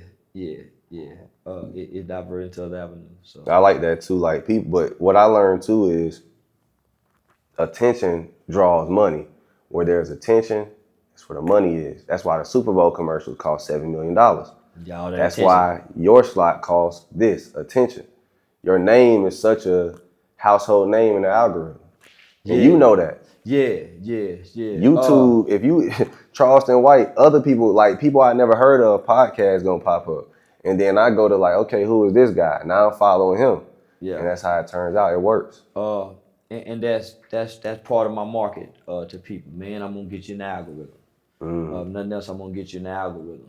And if you edit and present it right, you get multiple platforms that'll put you in their algorithms. And so that's how I've been managed to go viral. If more people sat me down like this here, homie, and got me to talk serious, I probably would go viral every day. The antics probably go viral once a month. But my serious conversations between TikTok and Twitter, they do numbers weekly. People do love you in your helping state. They do that's love the you. Bullshit. But I feel like you got a crowd for both. I feel like you're what we call polarizing. So you know what polarizing is, right? Yeah, you know how the scale goes, but I'll explain it to social media. Basically, Charleston White is polarizing. There's a scale, so there's positive and then there's negative. And then there's neutral. So he's kind of like both. But when you get to right here, it collapses like that and it explodes. So when you have a polarizing character who's, he's not too much on this side, he's not too much on that side, it kind of explodes in the middle when they meet. And then it virality. So his polarization is heckling rappers, but giving positive, uplifting game, spiritual uplifting, everything you could think of uplifting. So people like, I don't like that, but I like this. Yeah. So now it's like it creates a conversation because the comments, people disagree, and so then it blows up because the algorithm, the YouTube algorithm, the Instagram algorithm, they work off who comments and who views and who stays on the longest. And we're going to keep. So what he does is he make people stay longer on each platform. So the algorithm has no choice but to keep blowing him up no matter how many Instagrams. It's called impressions. Yep. Yeah, it's called impressions. Yeah, impressions. What he just described is the hero and the villain in every movie. Yeah. That conflicting character. That's what makes the hero and the villain so polarizing. You can like the Joker. You can dislike the Joker. I intentionally, man, I keep saying this. My nigga, I swear to God, I intentionally came to the internet to play the villain to end up being loved. Man, you talking about a nigga who coming fresh out of community college. I went straight from community college, should have got my associate's degree, but nigga, I'm saying I'm going to law school, so I immediately transfer, nigga to the university level, nigga make the dean's list, get into the pre-law program, business leadership classes. Now I'm doing non-profits. I'm working in Washington, D.C. So nigga, I'm reading. I'm listening to Dr. Claude Anderson. I'm listening to Dick Gregory, homie. So I'm soaking in all this, and I'm spending at least 10 hours in the library because I ain't got no car. And I'm shamed to ride the bus through the hood. So I'm waiting to nightfall, nigga, to get on so don't nobody see me riding the bus. So nigga, I'm spending 10 hours at the school, in the library, homie, reading. So when I come to the internet, Dolomite just come.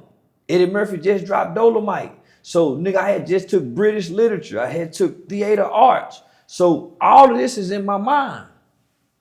But a nigga frustrated, but as the frustration begins to, because nigga really expressing his frustration, man, fuck you gang banging ass nigga to shot up that old woman house. Nigga, I'll put all you bitch ass niggas in jail. So once you express this shit, nigga, you ain't, but what I'm seeing is getting attention. So I'm saying to myself, nigga, I can come to the internet and play anything I want to play. Bill Cosby had just went to jail for all the raping of the white people. So nigga, I'm calling myself nigga, I've been raping white hoes. Nigga, I've been raping white hoes, little bitty boy. So nigga, I kill a white man. So I come to the internet saying that at first. Yeah. But nigga, I ain't done none of this. I know I ain't done none of this. And so I know once people look, man, let me Google this nigga. Nigga, they go pull up front page of the American Bar Association Journal. Nigga, they go put up Office of Juvenile Justice Department, White House. They go pull up United States Department of Homeland Security, Human Trafficking Training. They go pull up a national study from the Walter Cronkite School. But it's your courage that made you who you are. You have the courage. So what people got to realize is if you want something you never had, you got to do something you never did, and people won't necessarily do. And you did that. People won't necessarily talk like you, and they're afraid to say what you say. So nigga, before I went to the gangbangers, I went at the police because we got the police shootings at the time, right? Mm-hmm. You got all these police shooting. So nigga, before I even get to the gangbanger, nigga, I went to the police. I'm bucking the police at first. Looking, I'm talking about nigga about to get killed, and I'm representing for the niggas. So now nigga, the police picked me up one time because now I'm online bragging about we done killed the white man. And now my homeboy's son done killed a white police officer. Mm-hmm. Killed a high-ranking police officer. I'm a community leader who been working with the government and city officials, and I'm rah for the black people about these police shooting. And they was wrong. But nigga, I went to the extreme with it. Nigga, I went to holding security against the police with guns. They know me. Man, this nigga Charleston got to be going crazy. Nigga, they pick me up to go get evaluated. Because the shit I'm doing, this nigga got to be wanting to die. And I'm talking about, I killed him. I'm talking like I killed him. So nigga, they got to be going crazy because they politically know me. So nigga, when they snatched me up and put me in that motherfucking crazy house, and nigga, I'm in that bitch, saying, man, y'all finna lose y'all job. Man, the whole city finna be, man, people finna turn this city up behind me. Nigga, when it wasn't none of that, nigga, you got to reevaluate this shit. Nigga, I had a white man come to me and say, Charleston, if you don't put no business with all this passion and commitment you got for your people, you're gonna get burnt out. Homie told me that 5 years into it. If you don't put no business with this shit, nigga, fuck all that social justice talking. You coming downtown every Tuesday, disrupting city council meeting about STDs in the neighborhood. We down here talking business. We zoning. We bringing development plans. Why y'all, you down here? So that's what I started sitting back saying, no, nigga, we tripping. We going downtown squabbling about police shootings when they down there trying to conduct business, economics. We all social justice, social networking. We ain't economics. So that's what made me snap. So while I'm out social justice, with this social shit, helping my people, I'm poor. Dr. King died poor. Malcolm died poor. All these people died poor. Medgar Evers. Nigga, you go down the list. So I'm saying, nah, I don't want to die poor. So nigga, I came back and nigga went to thinking. Man, I don't want to die poor. The old nigga said, nigga, you got to wake up every day and have something to sell to your people. You live in a capitalist country. You need to write an ebook. Nigga, you got to wake up and have something. So I started selling barbecue. I started selling t-shirts. I started selling shit to my people. So I started creating content for my people. That's why I started talking nigga talk, nigga nation. This was all for my people. An audio book. Let's just say you create an audio book, right? Of whatever you want to talk about. Like, I don't care what you say, people gonna buy your book. Yeah. Especially if it's $5, $10. Oh, I got a children's book just dropped this week, man. Boom, he already got a book. Every neighborhood need a Mr. Charleston. We just dropped this Tuesday. CIC Publishing. There you go, buddy. Yeah. Book. See, that's the stuff. That's what's gonna make you money. Now that's income stream 5. Every time you talk, boom, boom, boom, boom, boom. Every time. Yeah. Nah, that's hard. Nah, homie, so I tailor-made a character for us. A villain, though. Yeah, you did. A villain, because one thing I saw, I'm a product of this culture. Mama was going to work, nigga. I was raised by Bill Cosby, Sanford and Son, all the shit that we watched. Rap music, nigga. I was Yo MTV Rap, Fam 5 Free. I was raised by that shit, right? So I'm a product of this culture. So what I learned about us, nigga, and I'm an expert on niggas. We love you in the beginning. We love Whitney, only to turn out to not like her. We love Michael, homie. So we end up hating them in the end because we see their flaws as humans. They become our idols in the beginning, and because you're not supposed to idolize nobody, we end up despising and resenting and not liking our idols because we end up seeing their flaws, and they don't be picture perfect for 20, 30 years. So I said, well, let me reverse this shit. I'm gonna get them to start out not liking me. I know they gonna love me, nigga. I'm a real stand-up thoroughbred nigga. I'm in real life, real player type of nigga. I ain't no fuck nigga. Nah, nigga, women comfortable around me. People comfortable. Niggas can leave their money, so I'm a real stand-up guy. I knew if I make a nigga look at me, and if they can look past me, they'll see the real me. So I brought the character out, hoping motherfuckers to look past the character and say, oh man, that nigga bullshit and playing. That nigga really work with kids. I'm noticing a lot of celebrities are starting to embrace you now. Yeah. When it was mostly bandwagon to hate you. How do you feel? Well, how do you feel about that?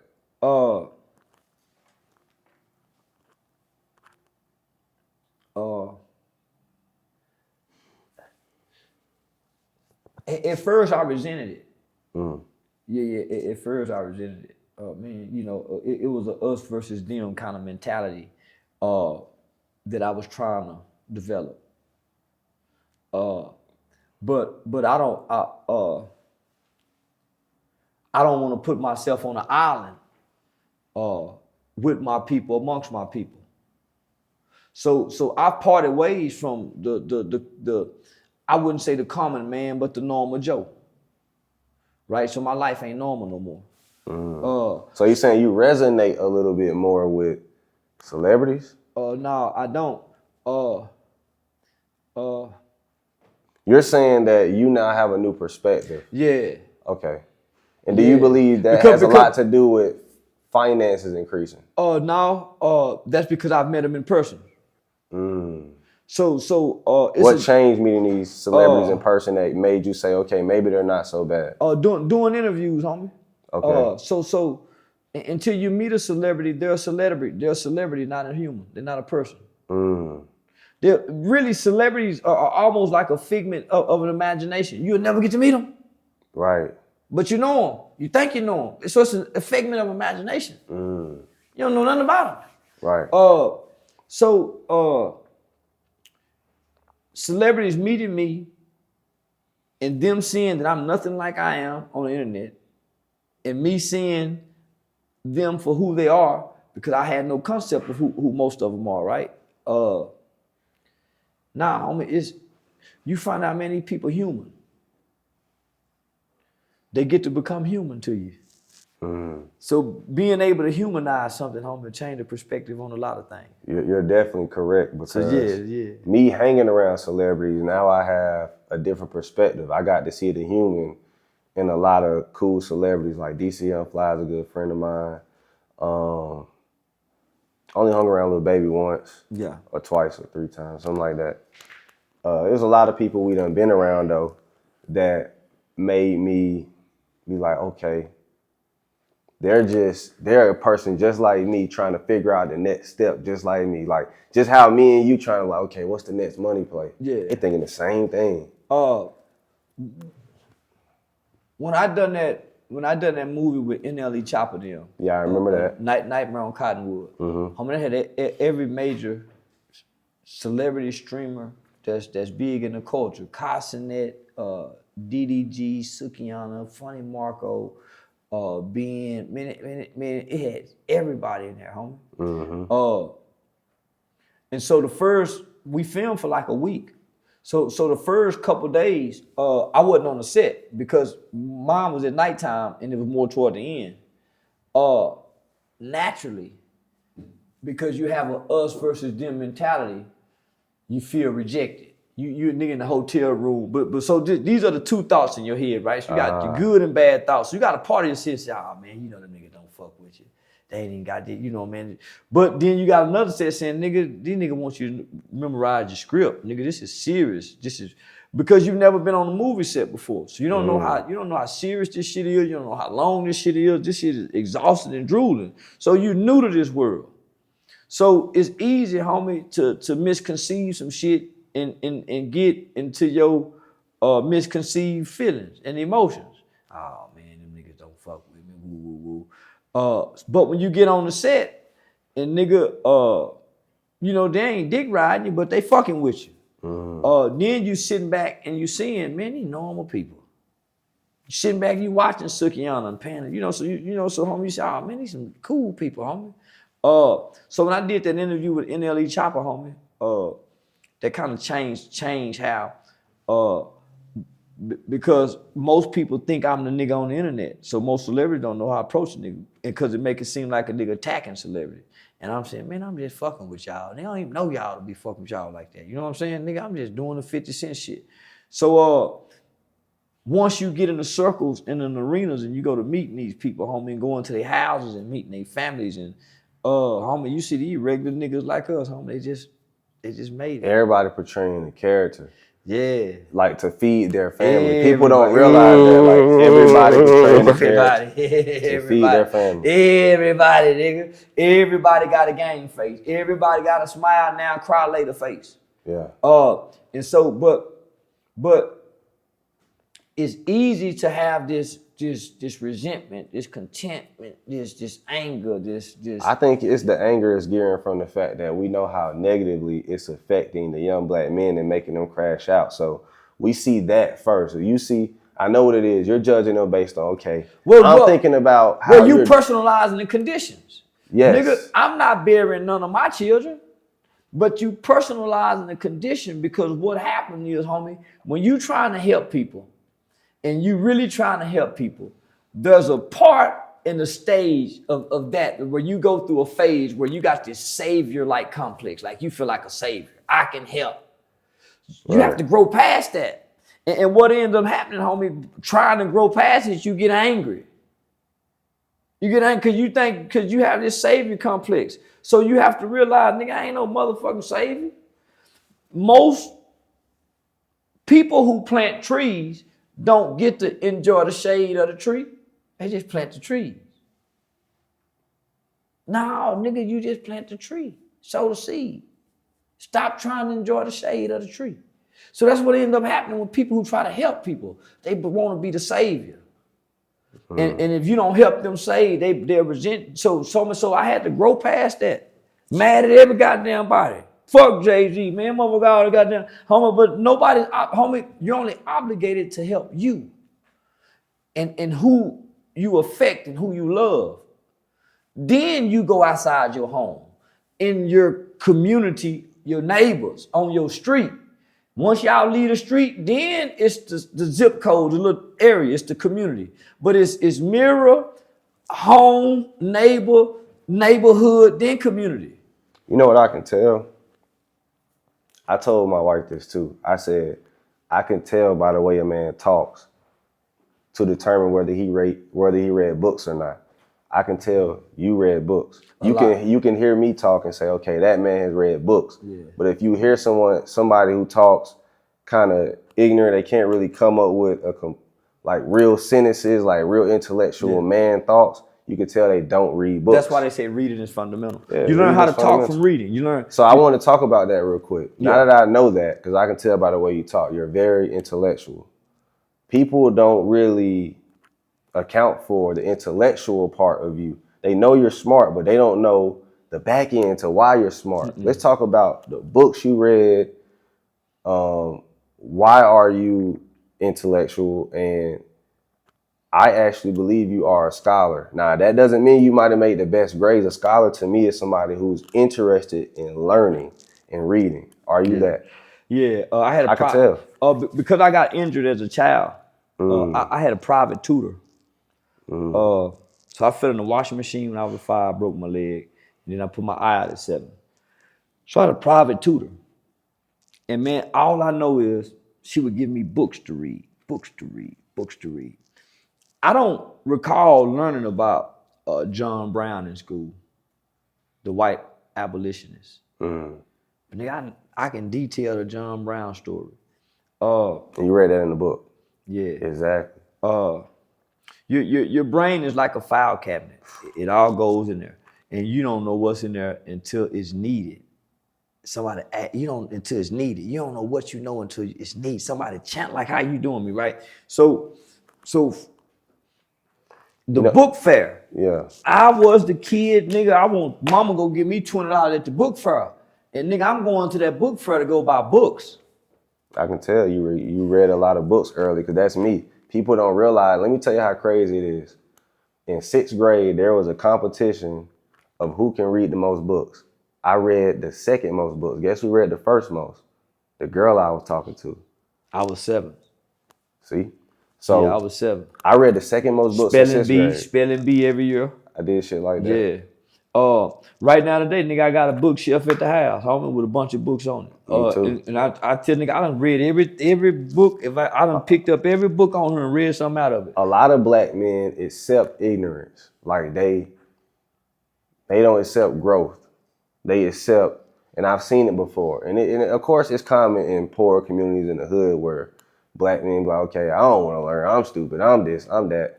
And then it'll be men tell me, okay, I don't read books. I be like, bro, he be like, how'd you learn that? I be like, bro, I read this book.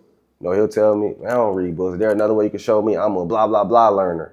And I told him, I said, limiting yourself is why I'm gonna get there ahead of you, because what if the answer is actually in that book?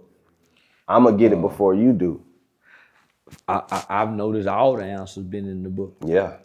In the handbook, everything got a book. When you putting something together, everything got a book.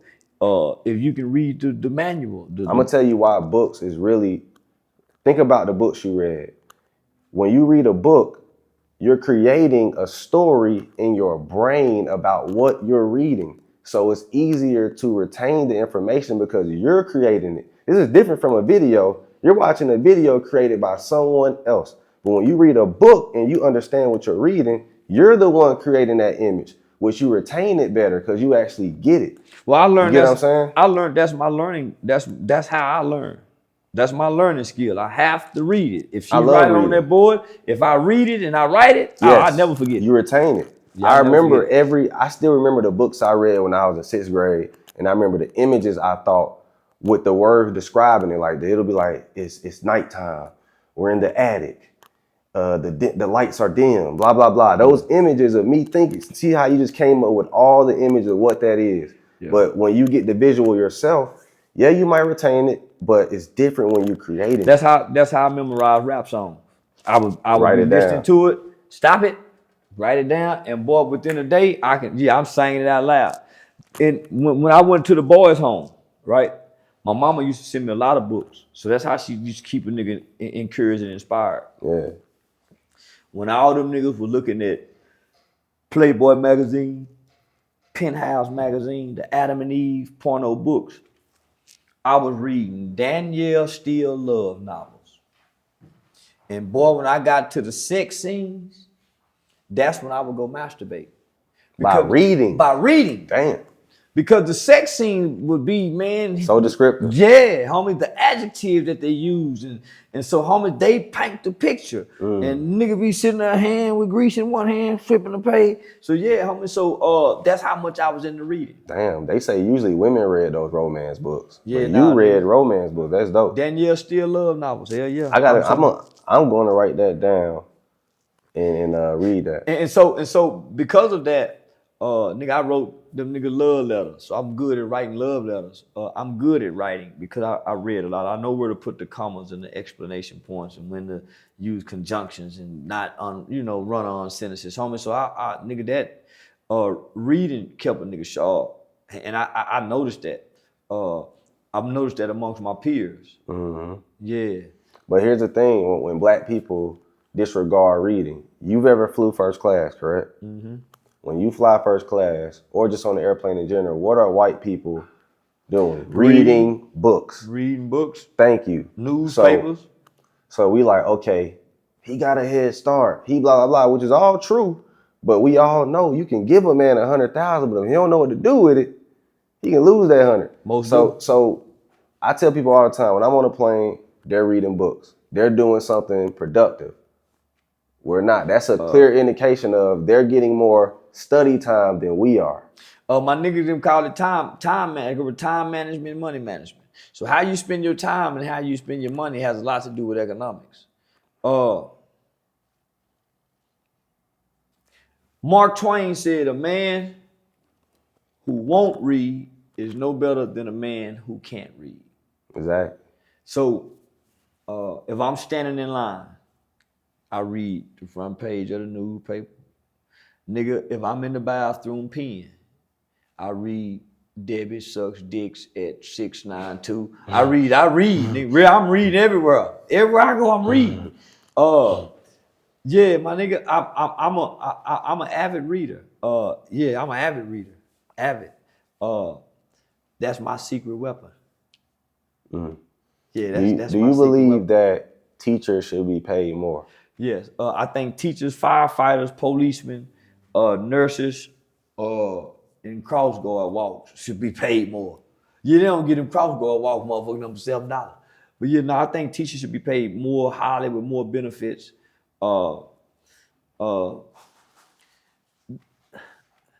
They the foundation of what we want our nation to become and be.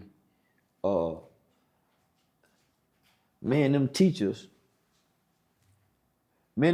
help. The right teacher with the right spirit, homie, what she do in third grade can equip you and impact you, homie, to overcome whatever obstacles to graduate from school. The things that your teacher can instill and put off into you. Your teachers can damn near make you believe when your parents don't believe.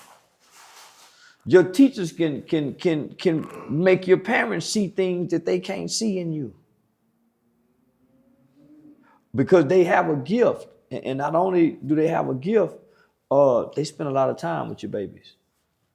So why wouldn't we want to reward the people that's dealing with our most vulnerable population, but the ones that we benefit the most from? I don't get it either. It's like we got the taxes for it. Stop sending money to Israel. Stop sending money to Ukraine. Let's spend these tax dollars on encouraging more teachers. You know what I'm saying? Like, treat them like the politicians. Give them the same benefits that the politicians get. I think they deserve it because for one, it'll encourage more people to be that, even though they're going to do it regardless because there's a paycheck out there. But yeah, that's what they're banking on right now. That you need teaching. We don't need kids being taught. You get what I'm saying? What ended up happening, homie? They end up replacing teachers with AIs.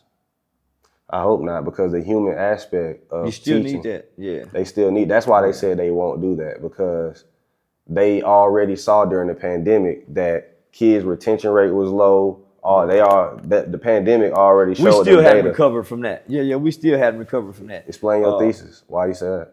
Well, that time frame out of school. Kids didn't recover, or everybody? The kids didn't recover. Oh, academic wise. I don't think the school has been able to recover. The test scores, most of the national test scores have reflected. Have dropped? That we're doing extremely poorly since that break. Attention spans too are like, we have a very popcorn. I feel like these reels are kind of speeding up the world. The music is speeding up the music. It's speeding up everything you can think of. Well, that's why short form content, TikTok, reels, all that. Well, that's why some platforms thrive with 2-minute videos, 3-minute videos. How much substance can be in a 2-minute video, 3-minute video? So, man, I ask a lot of platforms that I do interviews with, man, just get my whole interview out, homie. If you go break it down, at least get a whole one out first, then come back and bust it down. But what am I saying in 2 minutes that has some substance that'll make 2 million people click on it if it ain't crazy or a viral moment? So, because that's what people demanding right now.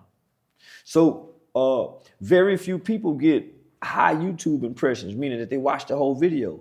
So most people platform and developed off short video because their audience, their demographics have a short attention span and they hate long videos.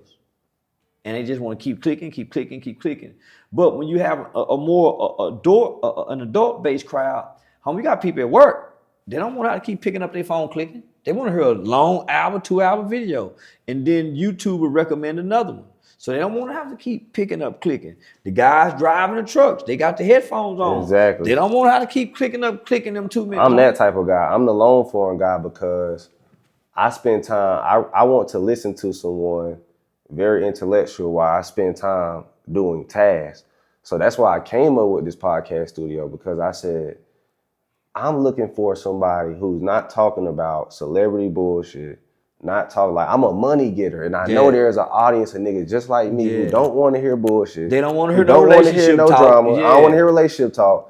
Nigga, talk to me about money, and I don't want to hear how you popping bottles in the club too much. I just really want to hear like some positive shit. How can we get some money, homie? What? Can't help a nigga with some money getting that deal. I'm trying to escape from, the world. I'm trying to get me a nice escape. And sometimes people putting you in celebrity folk business doing this and that, and they don't realize it's a crowd of people who grown past that. Let me just say this. Because I started doing textile over 5 years ago by way of a guy that introduced me to it in Tennessee, I've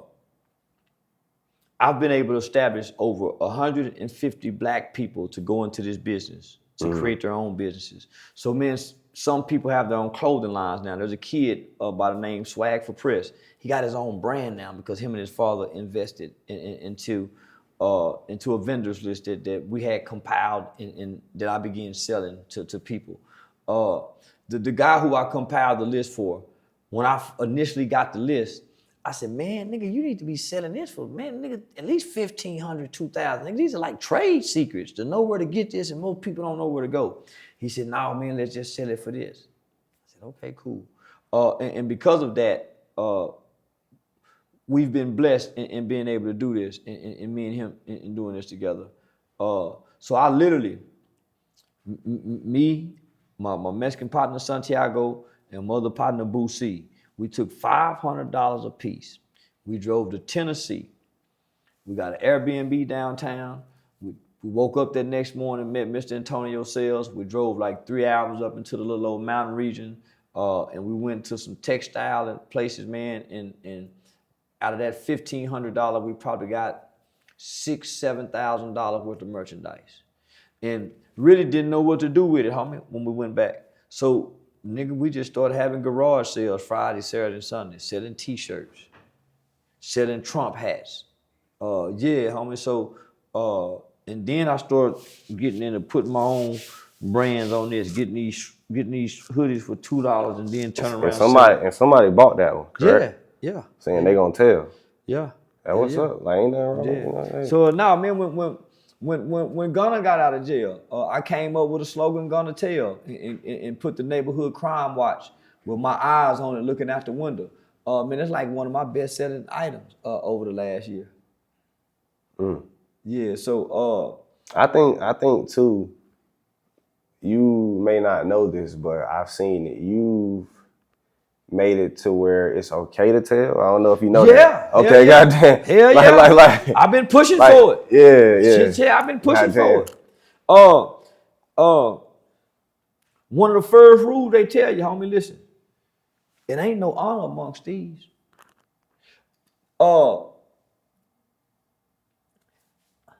People say, why you say a lot? Because I'm thinking what I'm trying to say and convey. Them federal niggas say it's only two kind of niggas. The ones that told and the ones that wish they told. The ones that told and the ones that wish they told. So think about that. I turn that into a comedy joke. I talk about that's part of my comedy set. Yeah, those that told and wish they told. Because the ones that wish they told, is no rewards. Hard time, consequences, and repercussions. There are actually rewards for telling. There is. There's actually rewards for telling. I think in a weird way, holding each other accountable, because just like the white folks, somebody do something in the white community, they telling. Man. Now they do it to somebody else, everybody's silent. But they do it to themselves, telling, because they don't want one bad apple to spoil the bunch. And now think about this, homie. They got some that'll go against them. secretly. Yeah. That's how we got free. Yeah. There was some saying, man, this is not right. Hey, help them. Hey, when you go over there, stop at this house. They're going to hide you underground. Oh, yeah. Abolitionists. There you go. So, homie, so it's always an element of a group of them saying, man, no. I think we we just don't know won't that. stick together for nothing. Yeah, we won't.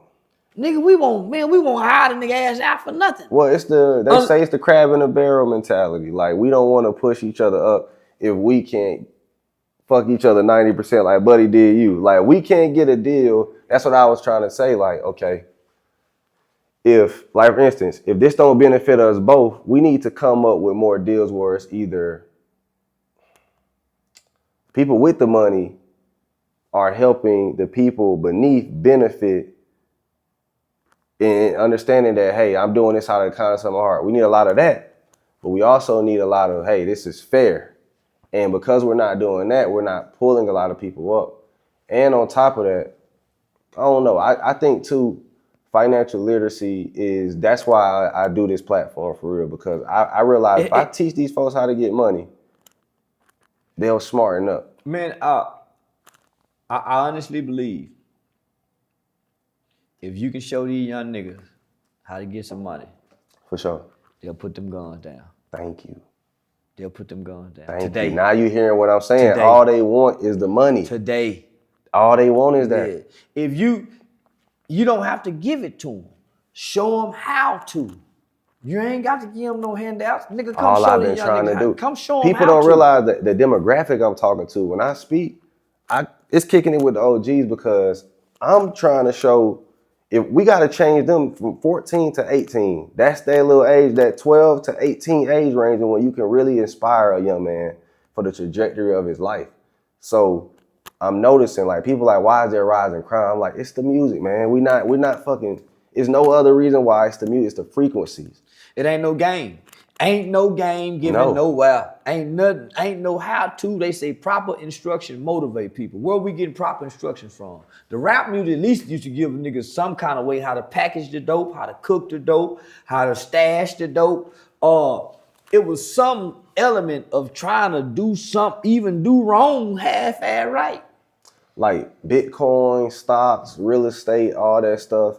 It's like, okay, like for instance, I know a black man who got nearly like 50 million in real estate. And I told him, why aren't you teaching the black community? Why is it that the loudest ones are the ones who don't have real estate or don't know what they're doing? But the ones, so that's why I realized I had to create a brand where somebody who's actually getting money, know what they're talking about, is talking. We need more of that too. The walkers talking. Yeah. You get what I mean? Yeah. The walkers gotta talk. Because everything else wouldn't make sense. Thank you. Yeah, everything else wouldn't make sense after that. We got a lot of talkers talking, not walkers talking. The algorithm fighting against us, homie. The walkers. Yeah. It's fighting against black people for black people to have access, to be able to access positive, influential, impactful videos and content. Because the supply and demand was so high. And because the supply and demand was so high, they made so much money just on this group with a least favorable advertisement. Nigga, we get the herpes videos. Hey, the government just gave us $16,000. Bitch, while she eating lobster leg. You see the type of commercials they run across us? I actually paid to never see ads. There you go. I don't like to see ads, but because it started making me angry again. Man, they playing on us with this bullshit. They got all kind of motherfuckers telling you that you can get some money, and it ain't no real way how to get no money. And then the next commercial got to do with some bullshit. Nigga, I went on ahead and paid that $18 a month not to hear that shit. That's what I do. I pay. But because I'm saying my level of intelligence, it's too far gone. It's insulting, homie, to hear this. And I'm saying this is what the algorithm have given us. And nigga, I'm part of it because I didn't come back and peep the game. I came in and jumped right in it, nigga, and I got tricked by the algorithm. Nigga, that's how I ended up beating the algorithm. I got mad because, nigga, the algorithm started pitting me against black people. I ain't know nothing about nobody, nigga, when I came here. I ain't know who was who, what was what, nothing. All I knew that the kids was talking about this rapper, that rapper. So, but when I got to the internet and the algorithm picked me up, nigga, they started pitting me against people. So it's like how... It's also how the YouTuber titles it too. There you go. But the algorithm forces him to do that for the traction. Of course. Because if he don't title that, if he just titled Charleston White interview, he only get a baseline of traction. So it's just like... So he gotta say Charleston White said F such and such in this. And you, so it's just like now, homie. I had with the Aiden Ross, with me, Aiden Ross, and the Vlad thing, right? Aiden wanted me and Boosie to do a stream together. Boosie turned it down. Well, because we had this conflict on this social media platform, Vlad know the algorithm. So you know what he did? He come right back and put up the old video of Boosie saying, don't put me on Vlad TV. He know the algorithm. That's why when somebody died, he come back and put that video back up in the algorithm. If something happened, that's why he does that. Yeah, of course. Because it pits us against each other. So what I noticed, homie, the first 9, 10 guys who I had social media altercation with, I had no idea they existed before I saw a title pitting us against each other. And so when you click on the title, man, what do you think about Charleston White? Oh man, fuck that month. Nigga, what? I don't know. I'm new, right? I don't know to say, no, nigga, just sit back and chill. He just soaked your name. They just gave you free advertisement. Once I respond, we done been played against each other.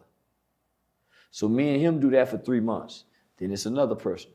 They pitting us against each other by way of the algorithm. But do you ever call that person from behind the scenes and say, hey, bro? I don't know him.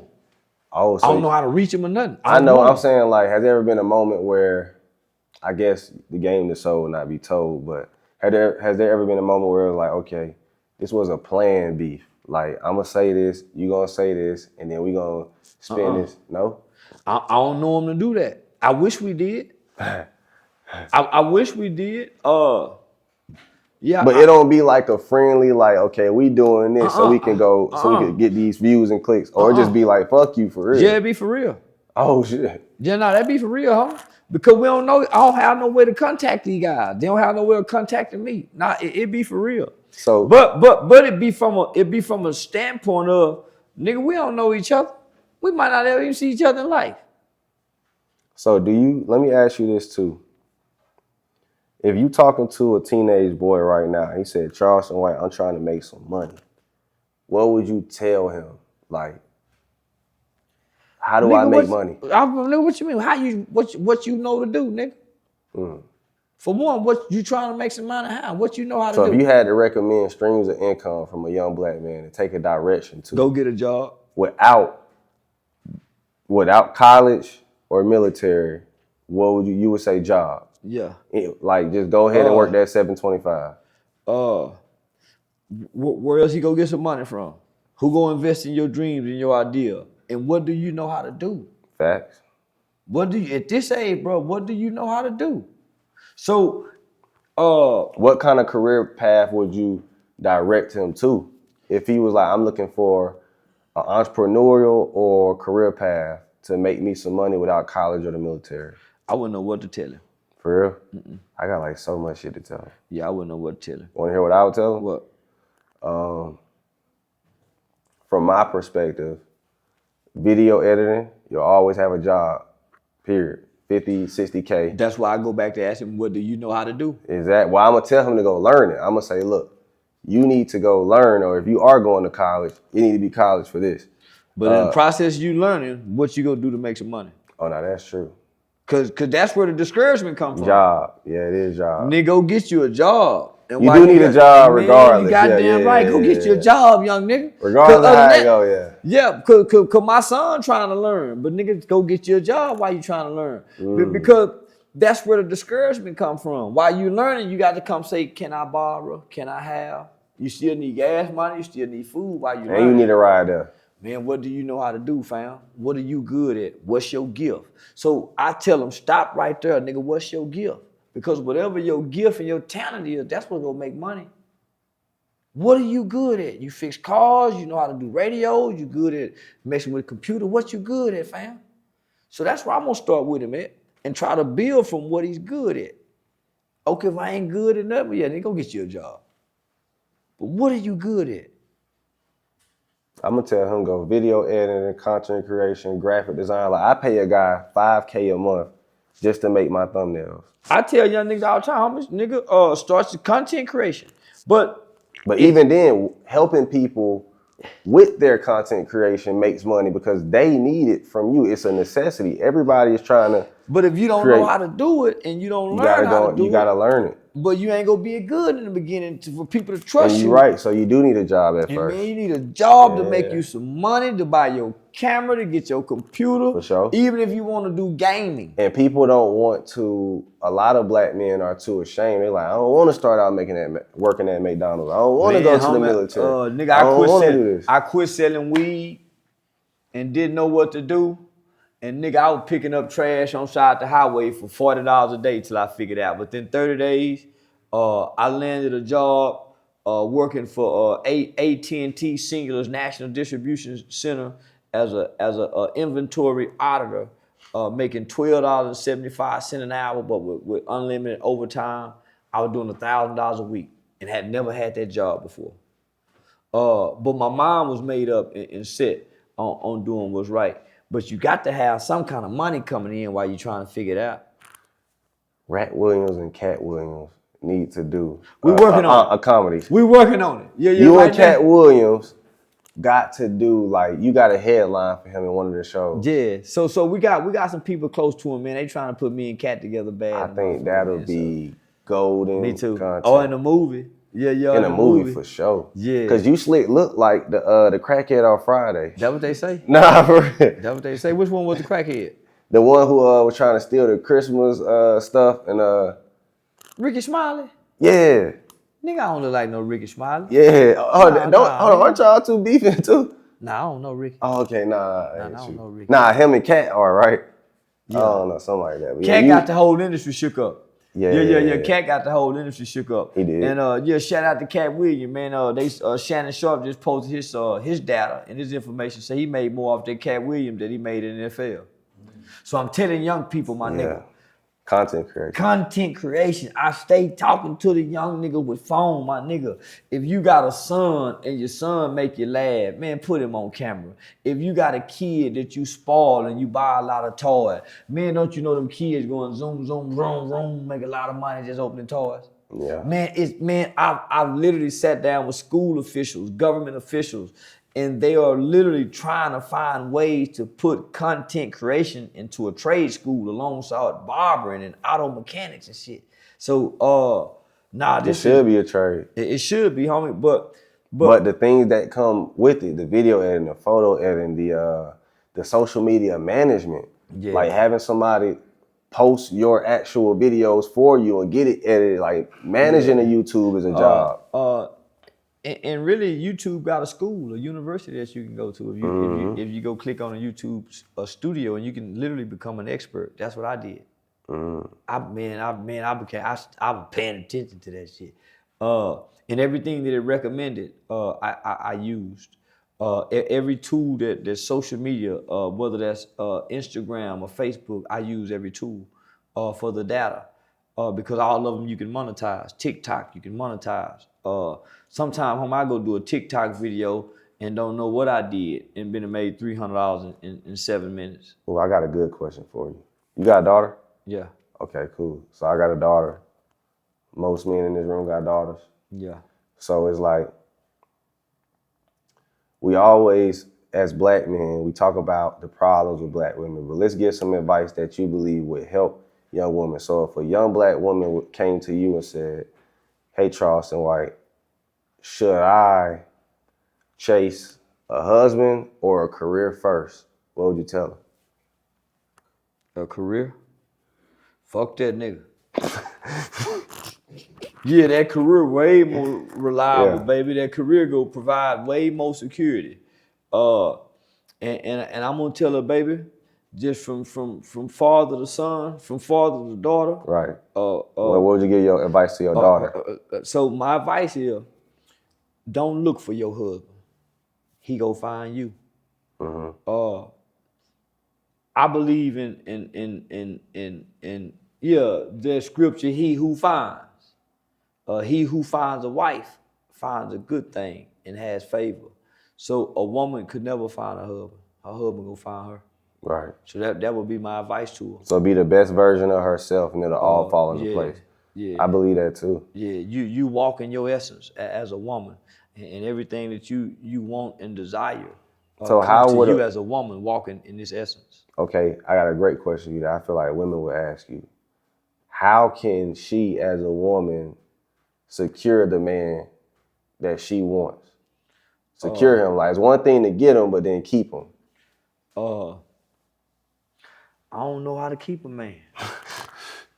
Yeah. I don't know how a woman. Nigga might change one day, huh? Well, a man can't be kept. True. Yeah, man can't be kept. What could she do to make him want to be kept by her? Be resourceful. Be resourceful. Be nurturing. Be loving.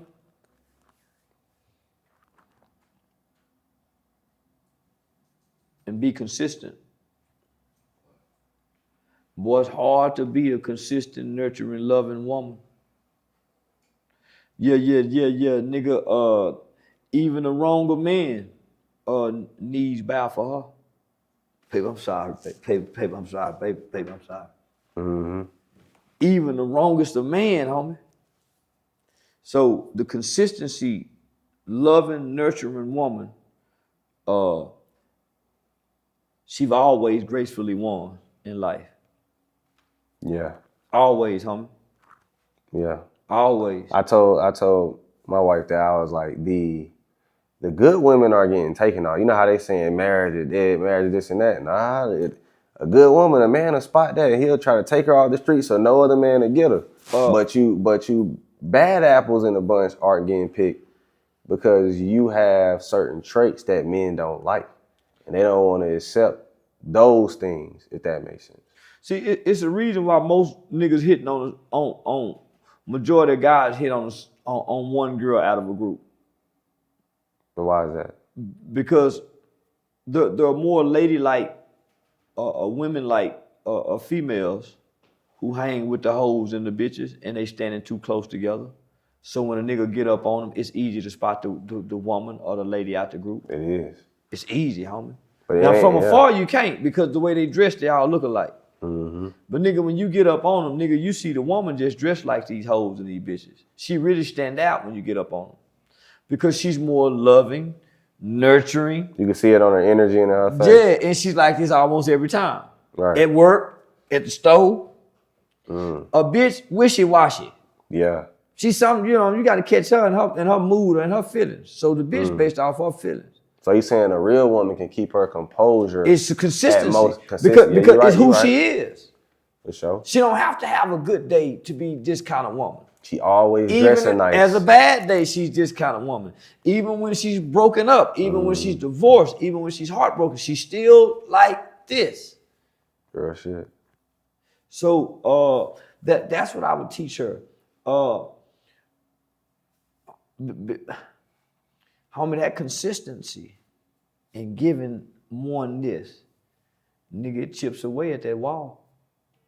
You consistently, man, and that's love, nurture, man. My woman keep understanding. Ever she keep, man, nigga, eventually, man, shame eventually take over.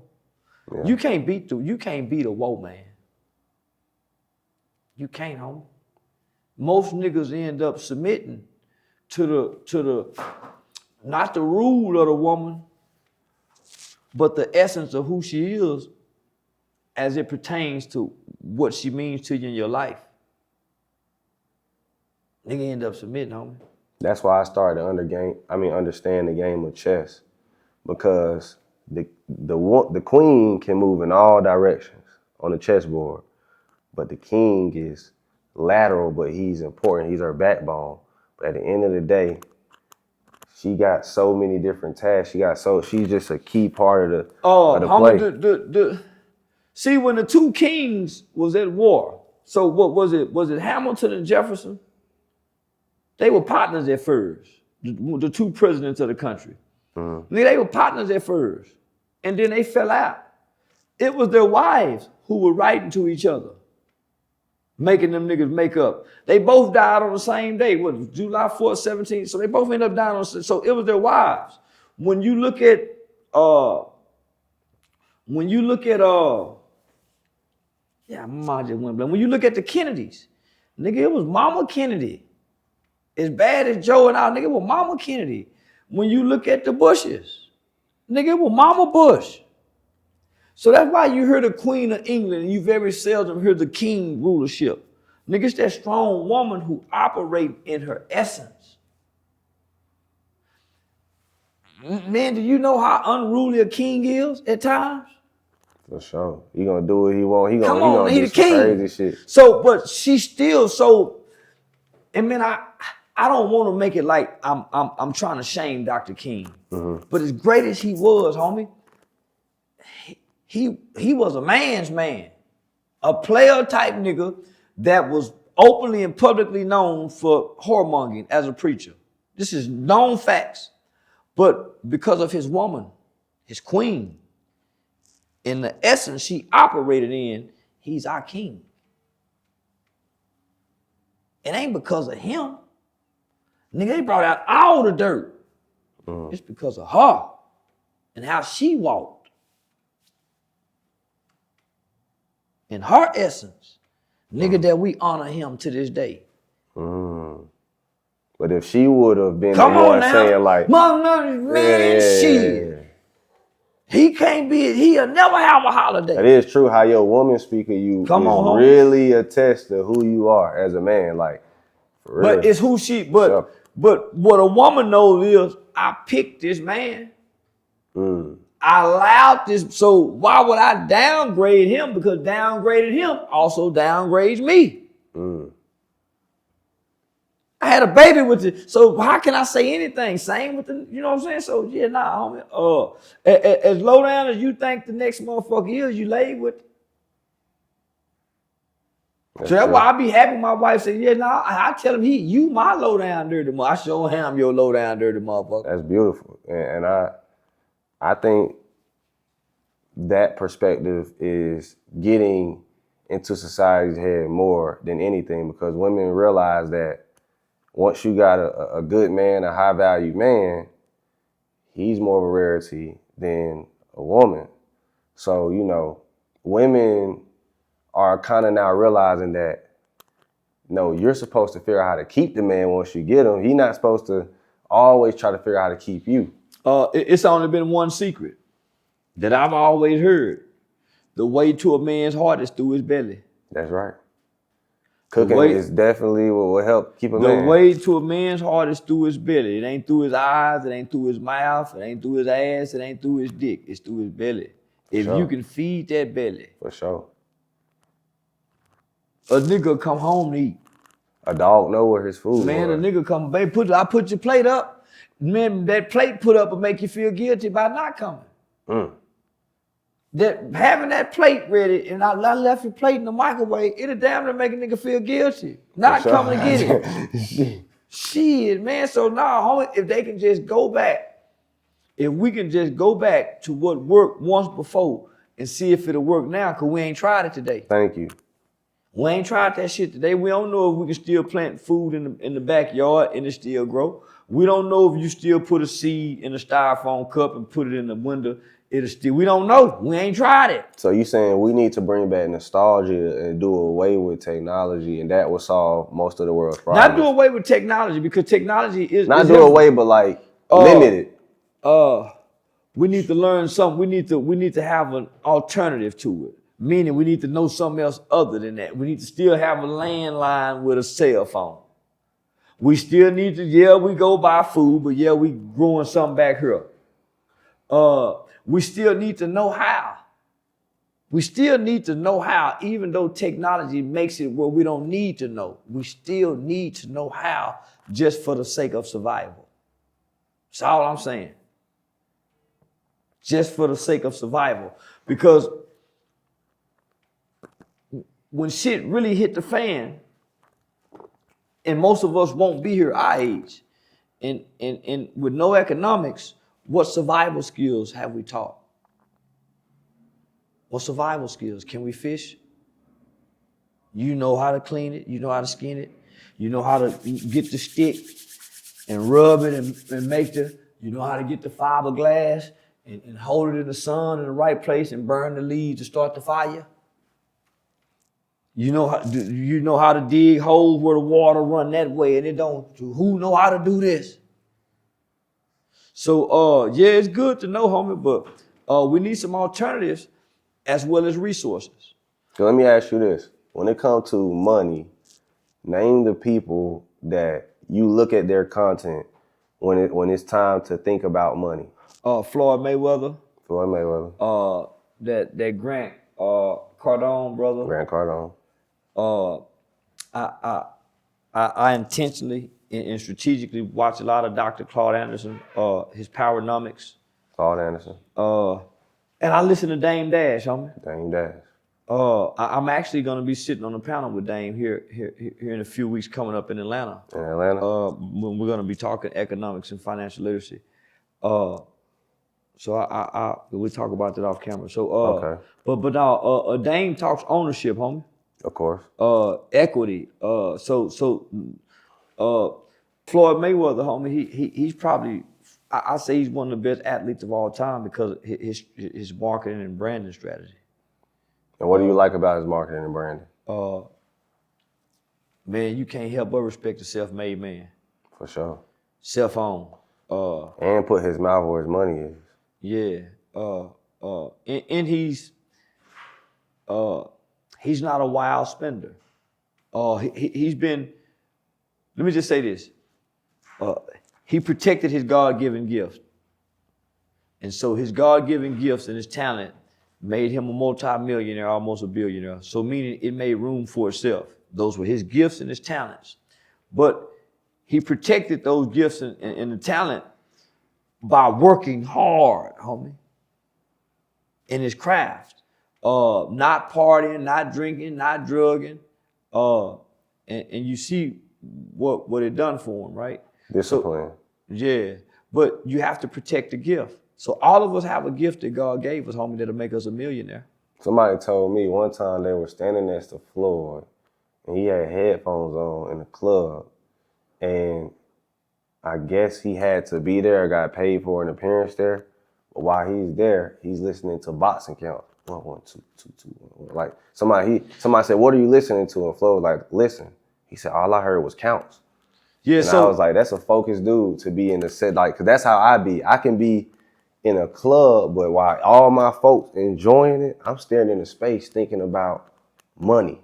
And they can, you get what I'm saying? I know you be thinking about that too. Everybody enjoying themselves. They listen to whatever Future saying, whatever Lil Wayne saying, whatever who's playing. I'm literally like calculating how the hell I'm gonna make money next. I spend all time, I won't say all, sometimes I live in the moment, but most of the time I'm about this shit. Yeah, I'm in my head most of the time. Exactly. There's a lot going on here. So now I see how he brand TMT, how he brand Floyd Mayweather. And so homie, I'm looking the brand. What Jay-Z said, nigga, I'm a business. He made himself a business, man. Yeah, nigga. So Charleston done become a business. You are. So that's the focus. So financial literacy is, you just, in my opinion, like I said, it's just the from my perspective, what will return you a lot of money is just that part. It's just learning. You got to learn the online money. Yeah. The e-com money, the stuff I was telling you about, the data, the text, the this and that, because that's what was missing from my business. I learned it by getting around people who were doing these things called webinars. So I'm learning their systems. And they taught me a lot just being around them about the back end. See, it's a psychology of your audience. Yeah, it is. So there's people who book me. That collect they book me based on them collecting the data, who watch me, who where. So man, they know. I get what you're saying about this data. Like That's even a group chat, game. like a Discord for you, so you can always. You need like a hub. I got a Discord. Oh, you do? Yeah, I just got to hit the Discord. Yeah, I just got a Discord. You need a Discord. You need somewhere where I'm finna go buy a PC. I'm going to buy me a PC server. Yeah. Y'all finna go get all this shit. Get everything to where no matter what, if another page gets shut down, I got this.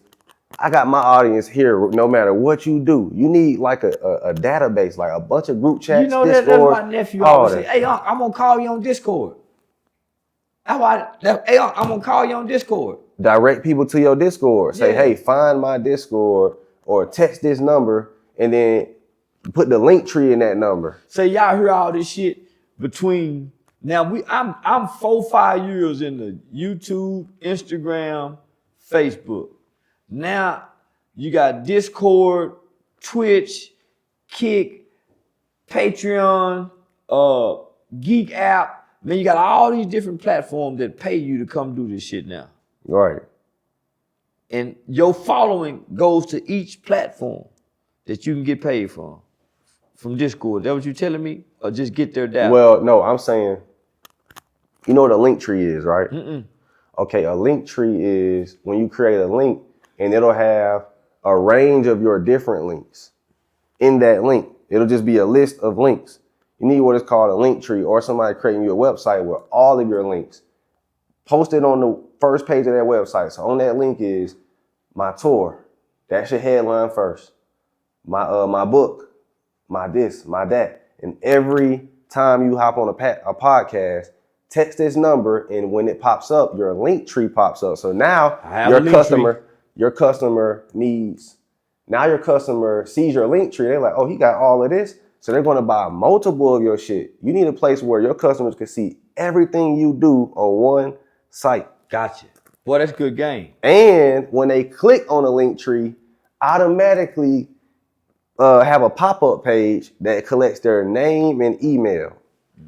And we gonna talk because I want to see you win. Yeah, that'll change the game. That'll change the whole game. You need all your links on one page. I'm surprised nobody don't got you a link tree. Yeah, you need one of those. Yeah, nah. I keep hiring people that say they know how to do it. And nigga, they just want to take pictures and go out with a nigga. Yeah. Yeah. So now, man, that learning as you go along until somebody come along to tell you what maybe you need to know. God sent you to me for a reason. You never know. And I didn't know who this was booking me until I got here. I swear I did. Man, who are these niggas? Oh, yeah. So life go by fast, man. I just been paying attention, homie. So I've been watching you get to where you're at now. And so we meet again. For sure. Yeah, we meet again, fam. So we both growing, and I appreciate the opportunity to sit down and show a different side of me rather than the character. So you get to see a nigga's intellectual. A nigga really can have a conversation and talk, and I don't have to create the character. So I built the character for the internet, right? So for my lives, to promote brands. I built the character to be in movies, so I've got a few movie roles. I built the character to be on stage, to do comedy, and so that's where I wanted to leave him. You know what I'm saying? So that way, you want to be I grow. you. Yeah, I grow. I can grow now. So I got some characters that you got like, and now I want to sit here and I grow. So now I'm doing more of these now. So that's why I say I won't go back to YouTube and do that. So yeah, so. Well, you always, every time you come to Atlanta and you want to come and talk, you can always stop by here. Man. Yeah, this gonna be one of my favorite spots, man. I've been enjoying this every minute of it. And then you know what's crazy? I said I wanted to build a spot where people could come here and get inspired. Because people was like, why'd you put it in the penthouse? And I said, the reason why is because when a guest comes here, I want them to get inspired. I want them to be like, man, I'm in the motherfucker. That's what a nigga did. Ooh, boy, look at that motherfucking view. So as soon as nigga walk in, that's what he see. And first thing I said, say, boy, Cam Newton got to step heels up. Cam, you got to come check it out, baby. Hey, definitely put me in contact. I am, yeah, I'm gonna give you his people number soon as we done. But hell yeah, man, I think we went on long enough. Boy, Aristotle Investments. I got my dog Charleston White in the building. He came through, gave some amazing gems. Any last words you want to say to the audience? Man, I come over here to kick it with OGs with my guy Aristotle Investment. We ain't on no gangster shit, man. We on opportunity givers. And as you can see, we done gave away a lot of game. Hoping you get something from it to go build some opportunities, create some resources and some alternatives to our conditions, man. We love y'all, not because we know you, because we understand the struggle. Let's get it.